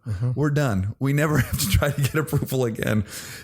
here we are. We did as bad as you can do. There was some bizarre elation that accompanied the huge failure that I was just like, oh, I've finally been exposed for the thing I was afraid I was going to be, and I'm going to continue on in life, and that's going to be fine. And then we tested higher than we had, and we were completely wrong. And then you were back in. You were back in the cycle. Totally, they love us. Oh, I'm validated. My bucket is full once again. You have boys. I'm now around a lot of little boys as we go to play dates or whatever. And this is no excuse for how we behave. I'm not making an excuse for how men behave. But when you're around little boys and you recognize what they're just programmed to do, it's pretty stark. It's pretty obvious. We have some wiring that makes us want to destroy everything and conquer another boy. It's just in there. And our society, thank God, has evolved so far away from our useful wiring. But you brought up earlier that you need to be able to let that aggression out. And I just wonder, as we evolve and as we should evolve, and our expectations get higher and higher of men, as they should, I don't hear anyone proposing how we deal with this kind of bad wiring and this poison we have in our body, which is testosterone. Like, we're not going to get a new biology because our culture has evolved. And so isn't it a little imperative that we have some kind of outlets and we have something to do with this programming to fight another fucking group of males coming in to steal everyone's kids, you know? Yes. And finding ways to transmute it. Yeah. Right. Because we can pretend like it's not there. Yeah. That's what I'm nervous about, is that we're going to pretend that it's not there. Yeah. Yeah. I mean, I'm doing my best to recognize that I have those feelings, and that I know that my boys will have those feelings, and that we have to figure out ways in which we can use that and change it into something else. Judo something the energy. Positive. Yeah. Yeah. Turn it into something productive. Yes. Because it is. But I think people need to be thinking about what that is. Mm-hmm. Like, obviously sports and stuff's great for kids, but I wasn't into team sports. So I was out, winning glory in a car parking lot doing donuts or whatever the hell I did, or fighting, whatever the thing was. But yeah, I think we need some kind of constructive. You about to weigh in, Monica? No, I was just but we also don't know, because this is the first generation of kids that are going to have their parents really be cognizant of what they're telling their boys, I think. Like, we haven't had that up until now, where boys are being fed a very specific moral instruction on what to do with women. Mm-hmm. Right? Or no? Well, you'd hope, but I don't know how. In my even greater fear is that you're just saying to the boy, don't ever do this, and this. And you're not going, but look, dude, I know how you're feeling. Like, from the time you turn 12 to 18, you're thinking about coming in some way or another. Right. Uncontrollably, and just to assume that this unformed brain is going to take in that info and it's going to affect their horniness or something is just, I think we need a more radical solution than just you shouldn't do this. To me, it just feels like telling young boys who are Catholic not to masturbate. Right. It's like all you're doing is setting up some scenario where they're going to be like guilt-ridden and shamed for being what they are. Again, we're actually going through this with our son right now, where we've noticed a marked difference in his behavior just in the way that we respond to his freakouts. So, for example, for a very long time, he wakes up, he says, I don't want to go to school. I hate it. I don't want to go. I don't want to go. And we're like, all right, great. You got to go to school. Everybody's got to school. Tough shit. Come on, man. Like, that's just the reality of life. And so then he would react accordingly, right? Being contrarian. And he would fight along the way, but then eventually he would go to school. But just like the simple, and we wound up talking to a therapist, and at one point the therapist was like, always be on his side. No matter what, don't invalidate what he's saying. So for example, if he says, I feel like I want to punch Leo right now. I would normally, that's our youngest son. I would normally say, you can't hit. No, that's wrong. Don't hit Leo. Yeah. And then it would just build and build and build. And what the therapist was saying was like, no, he knows he's not supposed to hit Leo. The best way to handle that is to say, oh, wow, that's a strong feeling. I know what that feels like. That feels terrible. Mm-hmm. That must make you feel like that I mean, obviously you're very angry. Like something's making you super angry, and that makes you want to punch something. I get that. And then literally walking away. And I'm like, well, how's he going to learn that he shouldn't be hitting his little brother? Yeah. And the therapist is like, he knows that he's not supposed to hit his little brother. What he's telling you is, I feel something, and he wants God, which is essentially me in this scenario, since he's 8 years old, to tell him it's okay to feel something, but what it's not okay to do is then react the way that you're pitching, the way that you're going to react. And since he already knows that, because you've laid that foundation, just try that and see what happens. And I shit you not, the kid, I mean, like within a couple of weeks of just almost treating every scenario like that, I'm going to always be on your side. I am going to validate how you're feeling by saying, I understand, or even just recognizing it. I will never validate your action, right, based on what based on how you're feeling. I'm feeling this, so therefore I'm going to do that. That's not okay. But we can't start to transmute unless we're at least validating what's going on inside of them. So I think that's what you're saying, which is like recognizing that, yes, it is not right, and it is wholly inappropriate for a lot of these men to be acting the way that we are all acting. But we have to recognize that we are certainly feeling some of these things. There are biological imperatives that are inside of us. And what we need to do is recognize that and figure out ways in which we can transmute it. Yeah. I don't know. Someone's probably got some strategy out there that we don't know about. So, You mean it's not like a bunch of actors like that are going to figure this out? Well, I wouldn't put it past us. So, according to Twitter, we have lots of opinions. Too many. We need to stick to acting. That's what we're told. You threw on 60 pounds. I agree on that, by the way. I was just having this conversation on Saturday. Okay. I think we should stick to our acting. You do? Mm-hmm. I think I agree with you 50% and disagree with you 50%. Go ahead and tell me why. Well, first of all, I think it's counterproductive.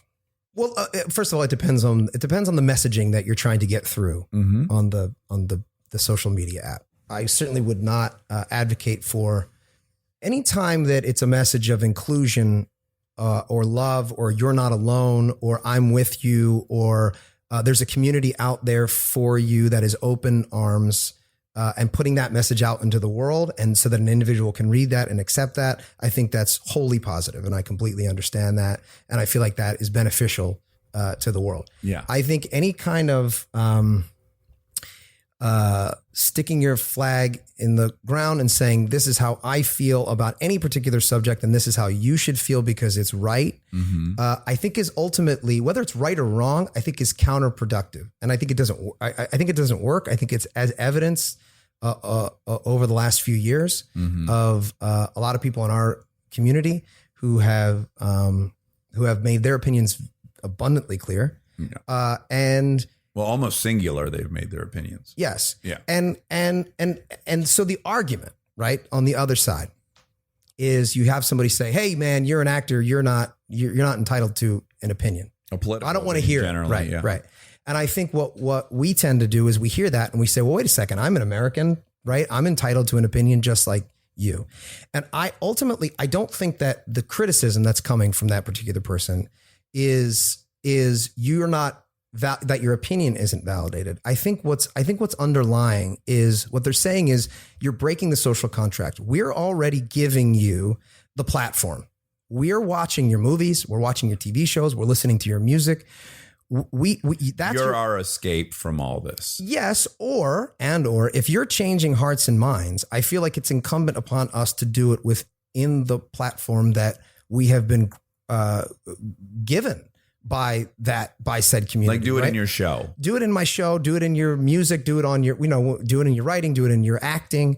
I feel like way more has been done for let's say the gay civil rights movement through will Product. and grace, Right. than, or Modern Family, than has anybody on Twitter telling you that you have to vote for gay marriage because there's some moral imperative. And I think it's because we have the ability to change hearts and minds through empathy, and as opposed to story. And story, as opposed through teaching lessons. And what winds up happening is that I think people feel like, wait a second, it's unfair that we give you this platform to tell your stories, and then you take advantage of this other platform by also telling us how you feel all the time, but more importantly, how we're supposed to feel. Mm-hmm. So do we have the right to do that? Of course we have the right to do that. But at the end of the day, is it going to actually benefit the culture, or is it going to continue to create a larger divide? And I think it's the latter. Well, I definitely, so the part, I agree with a lot of that. My own personal reasons for, I used to tweet a ton of political stuff, and then post-election I stopped because I just asked myself the very simple question, is my voice needed? So I felt very compelled to be very vocal about gay marriage. And Kristen and I led rallies, and we didn't get married till it was legal. And we felt like that cause needed our voice. And I didn't see a ton of like male actors who had maybe like a dude following like I had. Like the other person I'll argue that's done more for gay rights than anyone else is Howard Stern. Because it doesn't take much for Kristen to convince her friends of that. They already think that way. Now, Howard's audience did not think that way, but they look up to him. And he had a rare opportunity to go, no, you guys trust me. Listen, this is fucking nuts. And so in that case, through his platform. Now, granted, his platform is saying his opinion, so it's already different. But I do think in general, you're right that you're not convincing a single person on the other side. It's just not happening. If you could show me some data that you are winning over people, I would be probably more in favor of it. But I just think you're further entrenching the people in your silo already and giving more ammo to the people on the other side. So yeah, I'm half agreeing with you, but yeah, there are things that I will get involved with just because I don't think anyone else is saying it. But I feel some compulsion to, because I do have a megaphone and I want to use it to say, hey, give money to kids in foster care, Well, sure. I mean, yes. I mean, there are certain things that, yeah. That was a low blow. Yeah, that was a cheat. I take that back. Yeah, I guess I'm speaking more. I'm thinking more specifically like in political matters. Yeah, yeah. And I certainly don't think there's anything wrong with donating your time, efforts, energy, and money to causes that you believe in. Of course, I do that. We all do that. I guess I guess I'm responding specifically to Twitter and Facebook. Yeah. And just the espousing of your beliefs, and every day, reading how you feel, not you, but how said actor feels about Kavanaugh or feels about Donald Trump or feels about, at the end of the day, it doesn't matter whether it's right or wrong. Is it effective? What are you trying to do? And the point I really agree with you on is that we have the ultimate weapon, which is the most powerful thing for humans is story. And many of us have figured out how to do that. So why not use this incredibly powerful tool? A tweet is not a story. It doesn't have a hero and an antagonist and all these things and beginning, middle, and end. So yeah, it's just not nearly as powerful. Use your big, heavy Excalibur sword and tell a story that can move the needle. Ultimately, it just feels like it's just more effective. And then I don't know, sometimes I wind up talking to people and it feels like, well, what? Are you doing this for them and the cause? Or are you doing it because it makes you feel better? Because it makes you feel more powerful, right? Because I feel like a lot of us feel so powerless right now. Yeah. And we say, I don't know what to do. And so therefore I'm just going to espouse my belief in, because I hope that converts some people. Yeah. And that and even though you know that it doesn't, but it makes you feel good. You get that little response, and even some of the negative response that you might get, it might like click into that reward center. Yes. Yeah. Anyway. The blinking bells. Well, I do want to say this season of Sunny, it's currently out, right? Yes. And yet again, you did something spectacular, which is this time you went the opposite direction and you got incredibly in shape. Yeah. Like you should be in a Marvel movie. Yeah. And I had the pleasure of working out with you in my far less impressive basement. And I do think I got a little contact high from your pheromones while we were lifting. Yeah. Because you really did it. And in fact, I first saw the physique unveiled at your pool. And on my way to the pool, I was like, I feel pretty good about swimming today. I'm in pretty good shape. And then I saw you and I immediately said, you've got a lot of work to do. You showed up to a gunfight with a stick. Yeah. Yeah. You really did it. It's really something. I went 100%. Yeah. I went 100%. Yeah. I mean, and my favorite part, I don't know how to talk about this without kind of spoiler alert, spoiling it. But the genius behind this is, in my opinion, is how little you're going to show it. That's right. Yeah. Once. This is such a comedian's joke. I don't know that everyone will find this as brilliant as it is, but you did minimally 6 months worth of hardcore, not just bodybuilding, but training as well. Yes. And we won't say what kind of training because that would give it away. Yeah. But you dedicated 6 months of your life to something that will ultimately be displayed for what? 2.5 minutes. Yeah. I mean, look, it was all born out of the same. It was born out of the same kind of fascination that I have with actors and the male physique. And I just got to a point where I was like, I feel like every movie and television show I've seen now, men are taking their shirts off like normal guys. You know, not, of course, look, Hemsworth or whoever, you're playing Thor or you're playing Superman or something. That top's got to come off. I'm talking about the guy who's like a chicken delivery guy, you know, in the movie. You're a mechanic. And he knows, the actor knows, oh, I'm having a love scene, so I'm going to get in incredible shape. I'm guilty of this. Okay. The truth is that there's not a human being on earth that has abs unless they are working towards getting abs. Right. And generally, chicken delivery guys don't have abs. Okay. Generally, right? Yeah. All those chicken delivery guys. Yeah. out there. Or mechanics. Let's just say. Yeah. I'd have never met a mechanic with abs unless he was really going for that. Right. Going for that look. So if it's not a character trait, a guy that's like a gym rat, he shouldn't look like that. Right. And I just. Like a gymnast. Yeah. And I feel like I've been seeing it a lot, lot.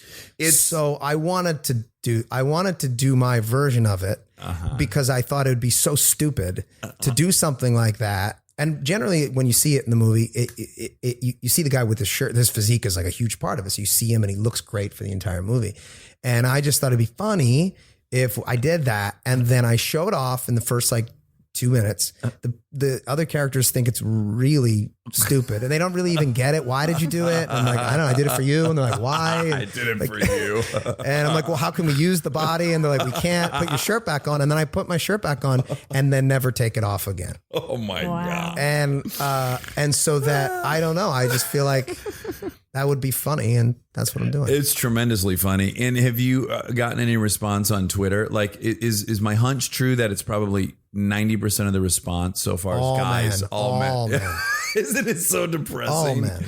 All men. It's so depressing. All men. Yeah. Yeah. I haven't heard. Have you heard from any women? Yeah. Okay. Yeah. A couple. But I think mostly it's like, it's a little much. It's too much. Oh, that's what you're hearing from women. Well, I went for a very specific body. Right. And that was, and so, okay, well, I will say that I hired the greatest guy. Aaron Babayan is the. We love Aaron. Yeah. He is the trainer he's the Hollywood male body trainer. Yeah. And Channing Tatum. If you've ever loved Chan's body, he does Magic Mike. Aaron gets all over that body. Yeah. Yeah. Gosling. He does all the guys. So and he's also a friend of Steve DiCastro, aforementioned. Yeah. So I sit him down and I'm like, Aaron. Aforementioned. It's got a little boner on there. Yeah, you like nice that? wordplay. Okay. Those are the things the women comment on, by the way. He said, I hope I used it correctly. You did. Okay, we'll hear it in the fact check. Yeah. Please look it up. So I said, okay, Aaron, there's a very specific body that I want to go for because I'm trying to do something very specific. It's the male body that I want. He goes, Brad Pitt Fight Club. Yeah. I said, how did you know that? He goes, literally every guy I've ever worked with, every guy says I want Brad Pitt Fight Club. Yeah. And he goes, go back and watch Brad Pitt in Fight Club.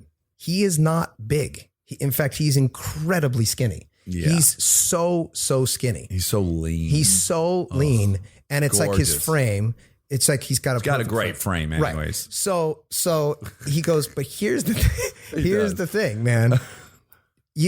Brad Pitt looks like Brad Pitt, right? And he's like, so we're gonna do this, and like it's just gonna be your body, right? Like it's gonna be a version of your body. So I said, okay, great. So I'll go for that. And I thought, man, that would be really funny too. Is like, even if you were to get Brad Pitt's body, you still don't have Brad Pitt's face. No, in fact, Exactly. you almost need his face to pull off that body. It looks preposterous. Exactly. Yeah, I've been guilty of this. Yes. Yeah. So I thought that's even funnier is like that if one character, if I'm like, but don't you see, put it side by side. I have the same body as Brad Pitt. So therefore I look like Brad Pitt. And they're like, Mac, what about the face, man? You forgot the most important. Literally piece of the Brad most Pitt pie. important part of his body is his face. I'm like, well, kind of, no, not kind of, not even close. Right. Anyway, I went for it. Honestly, when I talked to my doctor about this one, because I said, oh, this is like a better version, because I'm going to be healthier. And he's like, this isn't necessarily healthy either. Yeah, you're Because you're changing your body in very short amounts of time. It's not necessarily great. Like it's not, we want to make sure we're monitoring your Although heart. they say starving for a period of time it promotes longevity. So I might disagree with your doctor. I don't think the concern was the caloric decrease in reduction. caloric intake. I think it was the dramatic increase in heart rate that it take to create that in it was really like 3.5 months. And so anyway, I was monitored through that as well, and it turned out like it was all right. Yeah. But I definitely felt better when I was fat. You did. Yeah. Yeah. But I remember when this all concluded and I said to you, are you going to keep up this regimen? And you're like, it's tempting because you're moving through the world and you say people are responding to you differently and you're 40 years old. Isn't that bizarre to be inhabiting a new body that gets just people can't resist. They're having a reaction to your physical presence. Yes. That's involuntary. And that they're vocalizing. So I had the same thing when I was fat, but it was no one was saying it. So I would never, because it was part of the experiment. And what was fun for me was that I wasn't telling anybody why I was doing it. So I would see people I hadn't seen in a long time, and they would sort of be talking to me, and I got the sense of what it might feel like to be a woman. Yeah. Who was well endowed or something like that, that they were looking down at my body as opposed to my eyes, because they're trying to sneak a peek of what's going on. Sure, what's happening. And then I'm like, oh yeah, women know. Yeah. Oh, right. They can see. I'm watching you watch my body, and so, and I would be like, yeah, things are good, and they're like, oh wow, he looks terrible. He's so fat. But when I got in really good shape, it was a point of conversation with every person that I would talk to. Right. And then it would instantly, I kind of felt like, and I can't say for sure what it's like to be in recovery, but I can say that my friends who are in recovery, I notice that a lot of people will come to you with especially if they're drinking or you're at a bar or something, they'll come to you and be like, oh man, I know I'm drinking too much. I got to maybe get it under control or whatever. Sure. I would hear from almost every single person in my life. They would come up, they'd be like, oh man, you look great. You look like you're in pretty good shape. And I really got it. What are you working on? What's your routine? Because I really got to get to the gym. And sure. I've thought about maybe getting into shape, and I'm like, I don't care. You guys get into shape or don't. But how did you do it? I'm like, I run 3 miles a day. I work out 5 times a week with a trainer. I eat right. I mean, no secret. Well, but this was what was kind of cool about it too, working with Aaron, because Aaron does this for a living. He's things that in real life, aspects of your body in real life, that you would think traditionally are what look cool in a male physique, don't necessarily play on on Camera. film. Yeah, on camera. I.e. Pitt, probably 100. He probably weighed like 150 pounds in that movie. He's so skinny. Yeah. He's like, really, it's not about size. It's about symmetrics, right? And so creating the right frame. I can't believe we're talking about this in such great detail. This is exactly why I did it in the first place, because this conversation is so fucking lame to me. It is. But anyway, Aaron was like, this is what you want to do, is build this and build that, and don't worry about this. And the first thing he said to me, which broke my heart, was, we're not going to do any chest. Yeah. Yeah. No, the chest doesn't matter at all. And I'm like, that's my thing. I can bench press so much, Aaron. And he's like, I don't care how much you can bench press. I'm like, but this is how I impress people. He's like, no one is impressed by that. I'm like, Dax is impressed by that. Oh, it drives me nuts. You can But bench you know press what I more than like me. about this conversation is it debunks this new notion that men don't have body image issues. Oh, I 100%. I have 'cause it's dysmorphia. real. I'm obsessed with it. But we don't give very much credit to men's body issues, but they're real. Well, that is what's funny is we're very well aware of the way that Hollywood does obscure or fuck up women's expectations of their body. But every little boy is playing with a G.I. Joe doll. Right. It too is. the same They thing. have the exact same proportion as Schwarzenegger did. You know, like you definitely as a little boy, you want to grow up and look like, you know. Yeah. something you may not ever be able to look like. So to me, it was fulfilling. It was satisfying insofar as that I could justify it all the way through. I was doing the most vain thing I could do, right? Which was like create this like perfect male physique. And I was getting all the benefits of that, but also I could justify it all the way through by saying, I'm making fun of this. Yes. Right. So that and Caitlin's like, really? Yes. Are you? And Charlie was like, why are you doing this, man? Is this actually like because you're making fun of it or because you want to look like this? I'm like, if I'm being 100% honest, I don't know, but I can't extricate myself from the reality of the situation. So, Well, I can say don't know. exactly what happened. You started off in on the joke. Yeah. And then you ended not in on the joke. And that's what makes it even funnier. Because I, like I said to you, there is something intoxicating about looking better and feeling better. And even though I was like, oh, I'm going to go because of this other show I'm doing, I'm like, I'm going to gain the weight again. I'm like, I don't want to do it. Yeah. There is something about it that feels good. Yeah. And then there's it's something inherently, I'm just competitive. And so one of the things that would help motivate me was being like, okay, you do the same routines as like Channing or Ryan. And it'd be like, okay, all right.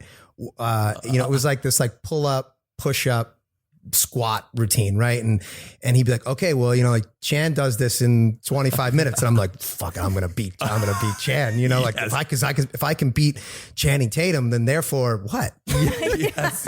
It's still the same problem. I still don't look like Channing Tatum. Well, I was just gonna say is like we're really just doing this because we are stuck with these fucking faces. Exactly. I'm never gonna look like Channing. I'm never gonna look like Brad. No, but you're a babe. So don't be I was too for worried. a short period of time. Yeah. Well, Rob McElhenney, I hope you'll come back because I'm also curious how you're so seemingly self-actualized and evolved, yet you don't, to my knowledge, you're not in a 12-step program and you don't do regular therapy, right? No. Yeah. But I have I guess it's this fucking Jesuit thing, maybe. Could be. Could be. We didn't get a chance to talk about Kate. I feel like I talked about myself too much. Well, that's We my didn't fault. talk It's about because I'm Caitlin. obsessed with you. But yeah, before you go, let's just say that one of the loves of my life is your wife. She's so spectacular. Incredible. You really got lucky. Oh, a grand slam. Yeah. A grand slam. Yeah. It really just fell into your lap too. Yeah, she auditioned for Sonny. Yeah. You're one of the examples I use when I say, well, people should be able to date in the workplace. What are we saying? We can't not have people. Well, how the fuck else are you going to meet somebody? Yep. Well, we wound up with 2 children because of it. And I mean, I look up to her. She's changed my life in too many ways to count. Somebody who is so singularly good at something that is just intoxicating. Well, yeah. So this is what I was going to get at is that you're a tremendous comedic writer and you're a great comedic showrunner. You on a stage next to Caitlin, she's going to mop you up. Blow me away. as a performer, she's Yes. just infinitely better than you, right? Yes. As I would say about my wife. Yeah. Oh, Yeah. Without a doubt. Yeah. I mean, I would say that about every member of the cast. I mean, I never thought of myself as funny. This was never my intention. I did not want to do this. Right. And I just sort of fell into it and then surrounded myself with incredibly funny people. And Caitlin is to me the funniest woman in the business. I describe her, as Julia Louis-Dreyfus. To me, Julia Louis-Dreyfus is the number one because she can pull anything off. I believe anything she's doing. Fact check. It's not I Louise. know. Okay. Trust What me, is I it? know. It's not Julia Louis. Dreyfus. Louis. Yeah. Julia French. Louis. So we just did it right now. Okay. Okay. Julia Real-time fact Louis-Dreyfus. check. Real time fact check. Yes. She's incredible. And I think of Caitlin. I told her when she was on that first episode of the Mick, I was like, forget it. If you turn her loose, she can do everything. Yeah. And she's beautiful. Yeah. It's pretty crazy. Yeah, I remember being in high school and falling in love with Elaine Bennis, you know, and because she was just so, she was just so original and so funny, and I'd never seen anything like that before. All due respect to the cast of Friends, who Lisa Kudrow is incredibly funny. It was just something that that Julia Louis-Dreyfus There's a confidence. that was doing on that show that I was like, I fell in love with that idea. And then I never really thought about it again. And then I met my wife and I was like, just watching her do, and we were friends, you know, for a while as we were castmates, you know, on the show. And I would just watch her and just be mesmerized by somebody who is just so singularly great at something. Yeah. And so confident. And she has that thing where she just never, she is constantly trying to get better and questioning the decisions she's making and questioning whether this is the right path or questioning, but she's never questioning her own ability. Right. She knows she can get there. It's just, what's the path to get there? Yeah. And that's so attractive. Yeah. And she's also incredibly, you know, compassionate and empathetic and A great mom. forgiving and just a great, just Yeah. everything that I want to be. Yeah.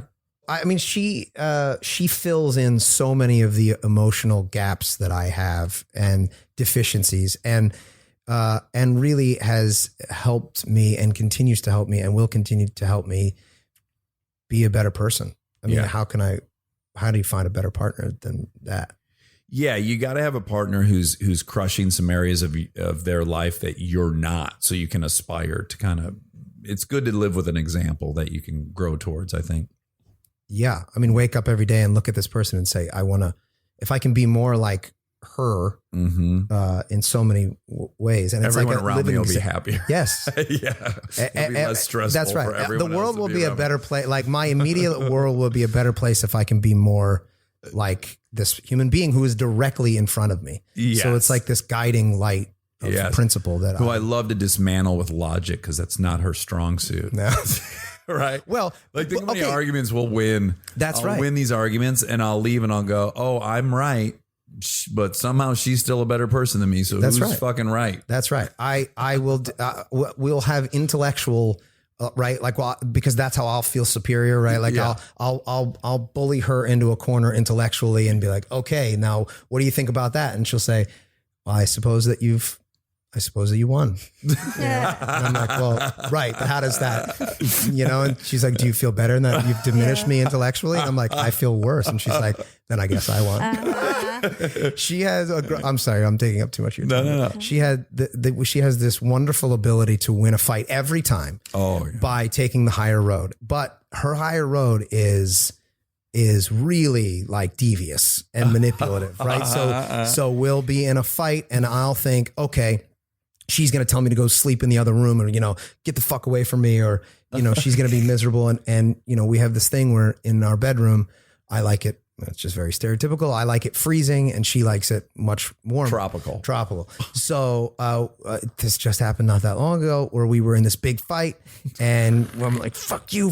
I hate you or whatever. This is miserable. And she goes up to the room and I'm just stay downstairs and I'm stewing. And I'm like, oh God, I got to go up there and, you know, she's going to be hot and pissed and I got to go make up or whatever. And I go up there and the room is 67 degrees. And she had turned it all the way down to make it perfect for me. Right. Which is really sweet. No. Which But is it's a move. it's a move. That's It right. is. But my heart like melted because I was like, this human being did something kind for me, which is incredible. But also she completely outwitted me in every way. Yes. Like checkmate. Jedi'd you. At Jedi Knight, and then because of that, I have so much more respect because she's winning in every aspect, emotionally, intellectually, I mean in every way. Yeah, you're strategically grunting around. Yeah, like an ape. Yeah, knocking this door down and that. Good squatting. She's above, 315, watching you move down in the basement, putting plates on.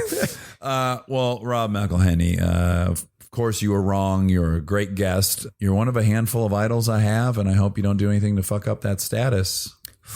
God, that's a lot of pressure. That's good. A lot of pressure. Wow. That was my goal. Well, I appreciate it. I love you too. I love our time together. I love talking to you. Thank you for having me. Oh, I'm honored to be here. Yeah, you'll come back, and we're gonna do a show where we do like Deca and Tren with all these different fucking steroids, and let's get jacked, beefy, man. Let's get on a couple of horses at the pinnacle of it, and just get bucked, and just shred. That's what no one takes into account. Is like, yeah, you can put on at any given time. You could put 60 pounds of muscle on. Your tendons aren't getting any different. No. Same tendons that'll be holding the 60 extra pounds of muscle. The Stallone movie, Expendables. I'm like, yes, the older guys, they've somehow managed to stay fucking jacked. But if you notice, they're not moving quickly anymore. Yeah. So they're still imposing, but there's no sprinting anymore. The fights are very slow and methodical because those tendons just aren't getting any healthier. No, they're ready to snap at any moment. We're going to have to think about it. So why you could beat up your dad? Yeah, I think so. I mean, I think I could probably, at this point, I could take him. Yeah. All right. I Thank love you. you. I love you too. Come back. Thank you. And now my favorite part of the show, the fact check with my soulmate, Monica Padman. Everyone was fact check finding. Hiya! Monica was fast as lightning. Doodle-doo, doodle-doo, doodle-doo. And we were fact check finding. Doodle-doo, doodle-doo, doodle-doo. Monica was fast as lightning. Doodle-doo, doodle-doo, doodle-doo. I loved that Another request. Yeah, another armchair request. I have a question about these requests. Okay. Are they, when they request, are they telling you what to say? Sometimes yes, sometimes no. In this case, yes. They took the time to actually write out what lyrics I should sing. I thought they did such a good job. They really did. Predominantly, they don't do that for me. Okay, Yeah, okay. and that's why so many of them stink when I do them. Because it's not like I'm preparing. Yeah, you're doing it on the fly. I'm doing it on the fly. You're not really checking to see if the syllables match. Or, No, the rhythm's there. None of it. No. Rhymes anymore. No. No. I'm only a human. Well, this person did a great job. They really did. I mean, the part that they killed was Monica was fast as lightning. Yeah. Everyone was fact check finding. Monica was fast as lightning. Yeah. They even added the hiya. In fact, let me just. Wow. This is from Anthony Maldonado. Maldonado. Yeah, on Twitter. Anthony Maldonado. Thank you. Thank you for Anthony that. Maldonado. Oh my God! There's even he even included a video with the lyrics. I can't touch it now because it's screen grab. No. Yeah, this Aunt Tony really thought this out, and I thank you, Tony. Thanks, Tony. Thanks, Tony the Tiggy. I'm nervous that I know this person. Really? Because someone in my high school's last name was Maldonado, and now I can't remember what his first name was. Was it it was Tony? Mark, so no, it's not him. Oh, okay. Okay. You sure Anthony doesn't go by Mark? He could. A lot of people named Anthony go by Mark. That's true. It's a common nickname. Very common. Do you understand? You blew right past it in the intro that you're saying Philadelphia wrong. Says you. Well, no. Says facts. Says the truth. Says facts. Says the truth. And says spelling. Okay. Tomato. No. Philadelphia. Philadelphia. I guess I'm like That's so wondering snooty. where it came from. Why I think you everyone say- says Philadelphia. No one says Philadelphia. What are you saying? What do you say, Rob? It's Philadelphia with the E. Oh, forgive me for breathing. I'm sorry, everyone in Philadelphia. You're testy today. I am. Rob. Yeah, Robbie Rob. Not Wobby Wob, a different Rob. Rob McElhenney. Yeah. He has a hard last name to spell. It's nearly impossible. It's incredibly hard to spell. Mhm. I've spelt it wrong a lot, and I'm very good at spelling. Brag. Number one. Okay, so he said he thinks there's been 160 episodes of It's Always Sunny. There's been 144. Well, but you know what? I know he probably has 16 in the can. No, this includes the 10 for this season. Also, though, okay, just one more attempt to defend him because I love him so much. They did. I think they ordered 3 seasons at once. So in his mind, he probably knows they're doing 160. I don't know. That's my guess. Maybe. But anyways, 140. What'd you say? 144. That's pretty darn good, guys. Yeah, pretty good. Pretty impressive. Want me to do some quick math? That's 72 hours of content. 72 plus 72 is 144. Oh, is it a half hour? It's a half hour. Got it. Legal drama.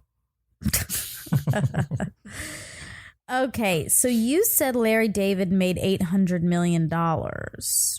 His net worth was rumored to be $800 million. Okay. So it's not like that wasn't his like. He didn't open his gained it. mailbox and have a check inside that said 800 million. No, he didn't earn $800 million. Although they Seinfeld. do get checks like that because the way they sell syndication is they'll sell like a 5-year block of syndication. And some, like I remember the one I remember was 70s show. The first cycle sold for like $780 million. So people did get checks for hundreds of millions of dollars. But he was on Howard Stern, and Howard asked about that rumor, and he said the reports are insane, and it's nothing like that. It's not nearly that amount. He wouldn't say exact numbers, but he said it's so untrue. Half of it went to his divorce. Okay. All right. Okay. Do you think he has a lot of money though? Yes, I think Larry David has a lot of money. Okay, great. I do. But it's good for me to say that because 800 million is a rumor, and he is saying that's not true. Yeah, but he's including a divorce. Well, his net worth is how much money he has. Yeah. And so he is not But I worth think the that. rumor that I heard was like he made 800 million on Seinfeld. Right, which would that's not still true. stand. No, that's the whole point is what I'm saying. He didn't make 800 Oh, I thought million you were on saying Howard said you're rumored to have $800 million. And he said, that's crazy. That's not even close to it. I gave half to my wife. Your net worth is rumored at 800 million. Is what he said. Mm-hmm. Yeah. That was the rumor. It wasn't like the rumor was he made that on Seinfeld. The rumor I heard was that he made $800 million on Seinfeld. Okay. But that's not the universal rumor. I'm just saying that we was both going. could be correct right now. So he could have made $800 million on Seinfeld. He could have given half of that money to his ex-wife, and then Howard could have said, "Your net worth is $800 million." And he'd go, "No, that's not even close to what my net worth is because it's half of that." Because he gave half to his wife. So all things could be true. His net worth could be way less. I saw nothing confirming that he made 800 million on Seinfeld. Oh, okay. Great. Okay, so he left after the 7th season, and then he came back to write the series finale. Larry David. James Gandolfini was 37 when the pilot aired of Sopranos. Oh, wow. Okay. 37, not 36. Sorry, Rob. Right. You know what he might have been saying? You just said that he was 37 when it aired. Yeah. He could have been 37 When they shot it. Yeah. Yeah. Yeah, that's all. That's all I'm saying. I know. Okay. So you said the reason that we aren't attracted to our siblings is due to some olfactory sense. And there was a study in 2007, it looks like, about this. But that was with animals. They tended to avoid mating based on recognizing specific smells. but they couldn't really attribute that to humans.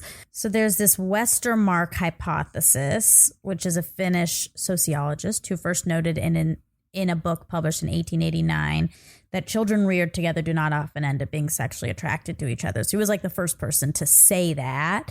And there's different hypothesis of why. And these different cues, like if you saw that person getting reared by your mother, then that's like a cue. That's a cue to not be attracted. But then they said that it would only work for a first sibling. So they said, but for younger siblings who would have no opportunity to make this observation, another cue might be the amount of time spent living with another child. Yeah, but what's interesting now, granted, I wasn't in the scenario for long, but I definitely was attracted to my stepsister. And I observed all those things. I observed my mom caring for her. But not like nursing, not like from infancy and intimacy. She didn't nurse my stepsister. Right. I think that's an indicator of why this does make sense, because that person just came into your life. You didn't see them. You didn't grow up with them. And then all of a sudden they became attractive to you. Well, even I was attracted to her at school, and then she became my stepsister. Oh, yeah. This is nothing like this. Yeah. This is no. In the case of the Israeli kibbutzim, collective farms, kibbutz. Kibbutz.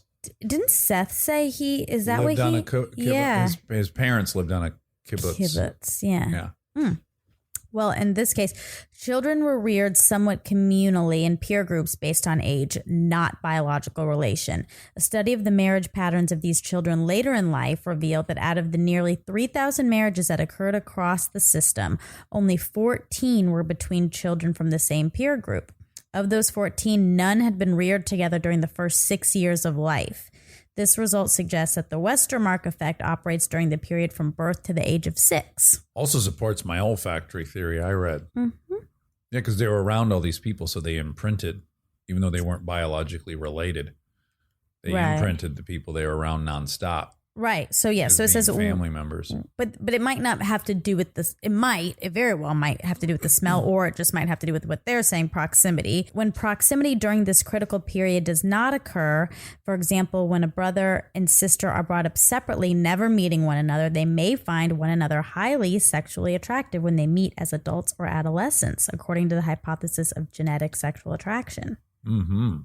And a lot of pornos that are out there. Sure.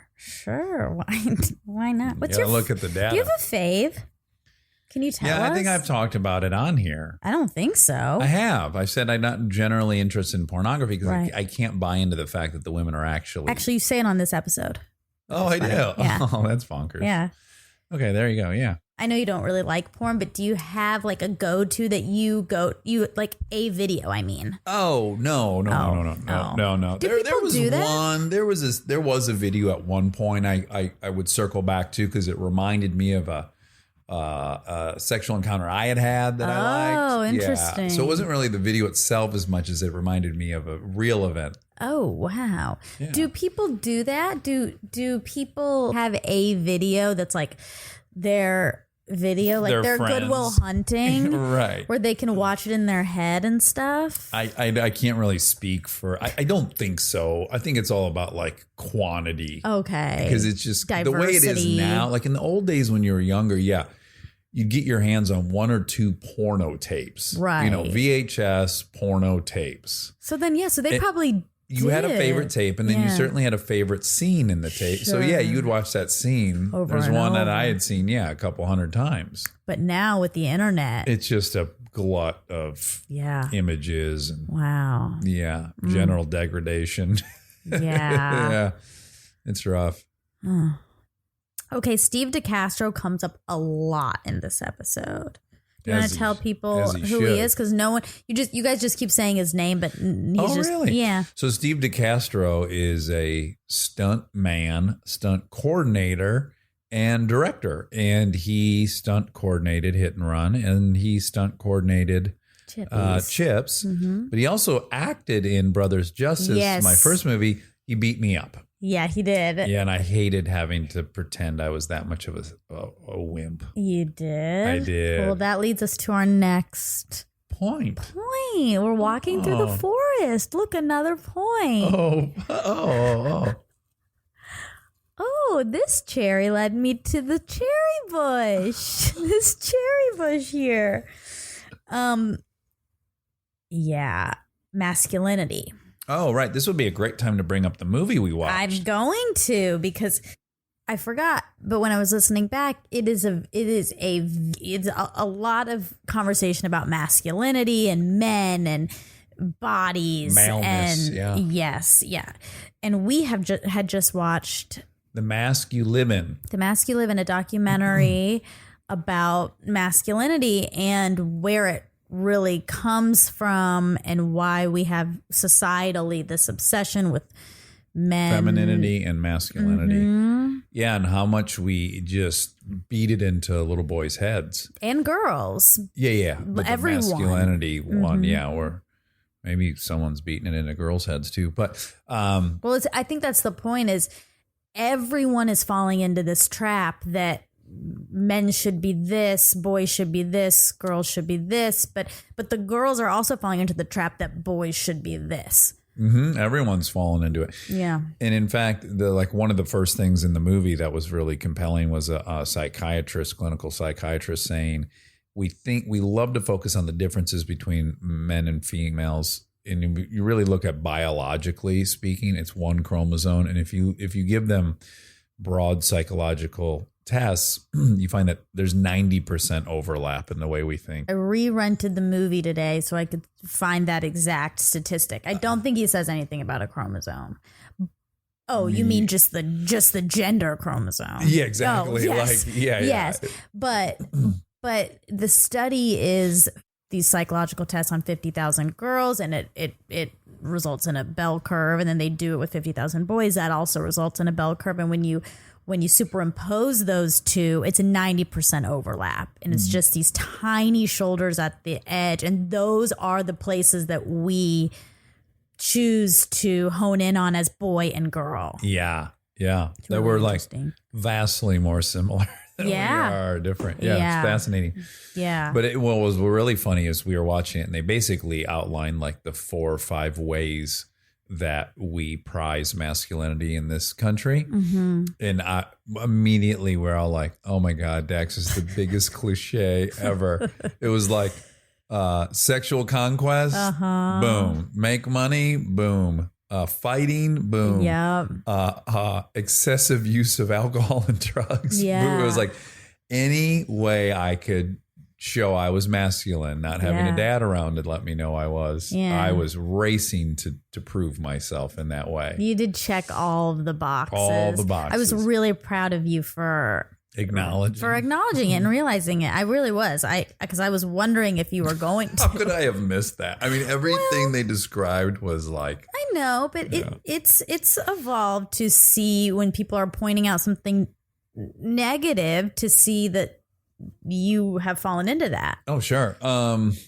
Yeah, what is funny is I feel no shame or guilt over it, because that was like, that's the roadmap I was given. And I was like, oh, I want to achieve this standard. And I think I do too. He has a great awareness of this paradox that he hates toxic masculinity and he's super drawn to it. Yeah, he finds it fascinating, he says, but he was clear to say that he thinks it's crazy and that it all needs to be like transmuted into a different thing, which I like. But it is embedded in our culture, and it's why earlier you said something about man's man building stuff. No, you gotta. Yeah, because that's exactly it. This is exactly what we do, and we say a man's man and this, and it just like leads to these crazy expectations that aren't real. And the documentary is so good. It's really fantastic. Everyone should really, really watch it. I mean, especially if you're raising a boy.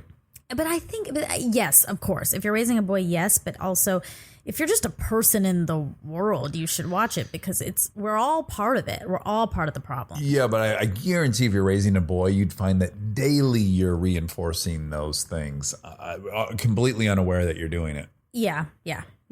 I mean, it's in our advertising. It is everywhere from like day one. Mm-hmm.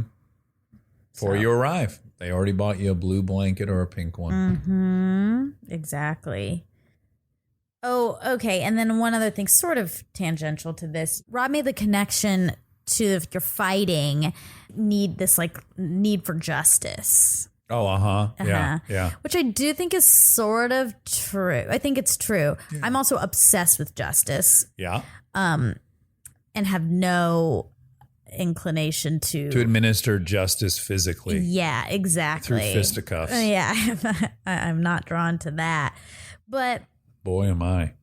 I know. It's interesting that you feel like that because in other areas of life and in other conversations, you can recognize that when people are doing something mean to you or calling something out or whatever, it's not about you and it's about them, and that's a sad existence for that person, and you can have some empathy, but you don't have that in these cases. No, like I'm smart enough to go, oh, the bully that's picking a fight with me at the bar has a lot of problems and issues, and he's the victim of probably a shitty dad. And I can recognize all that.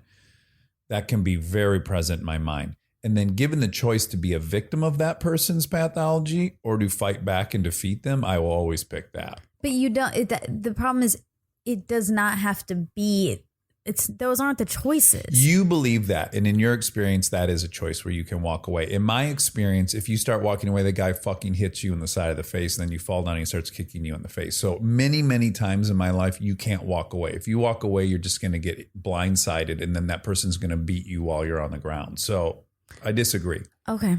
I just think it's more, I think it's more rare than you're giving it credit for someone to walk in Los Angeles, 1,000%. I could live in Los Angeles for another 1,000 years and never, ever have to defend myself. Well, I'm not even talking about Los Angeles. I'm just saying here, culturally, 100%, I could avoid ever getting hurt in Los Angeles. Yeah. I could not have avoided in my childhood getting hurt. Well, I could have stayed in my house. But I go to Aaron's house. You heard that story when Aaron was visiting. My first trip to Aaron's house to visit him as a new friend, we go to play hockey, and I just show up. He immediately, as soon as I step up, hey, motherfucker, I'm going to kick your ass. That's out of, he doesn't even know my name. I just walked up. I'm an outsider from their neighborhood. And that dude's either going to kick my ass or I'm going to fight back. Those are the two choices. Again, probably terrible childhood. I can have tons of compassion now as an adult. In that moment in the snow with 12 other boys around, I don't regret fighting back and winning. I'm very happy that that was the outcome. Well, I guess I'm more speaking to adults because I think the reason these things happen with kids is because they see it happening in adults. So you mirror all these things that you're seeing in your parents and the people you're around and all of that.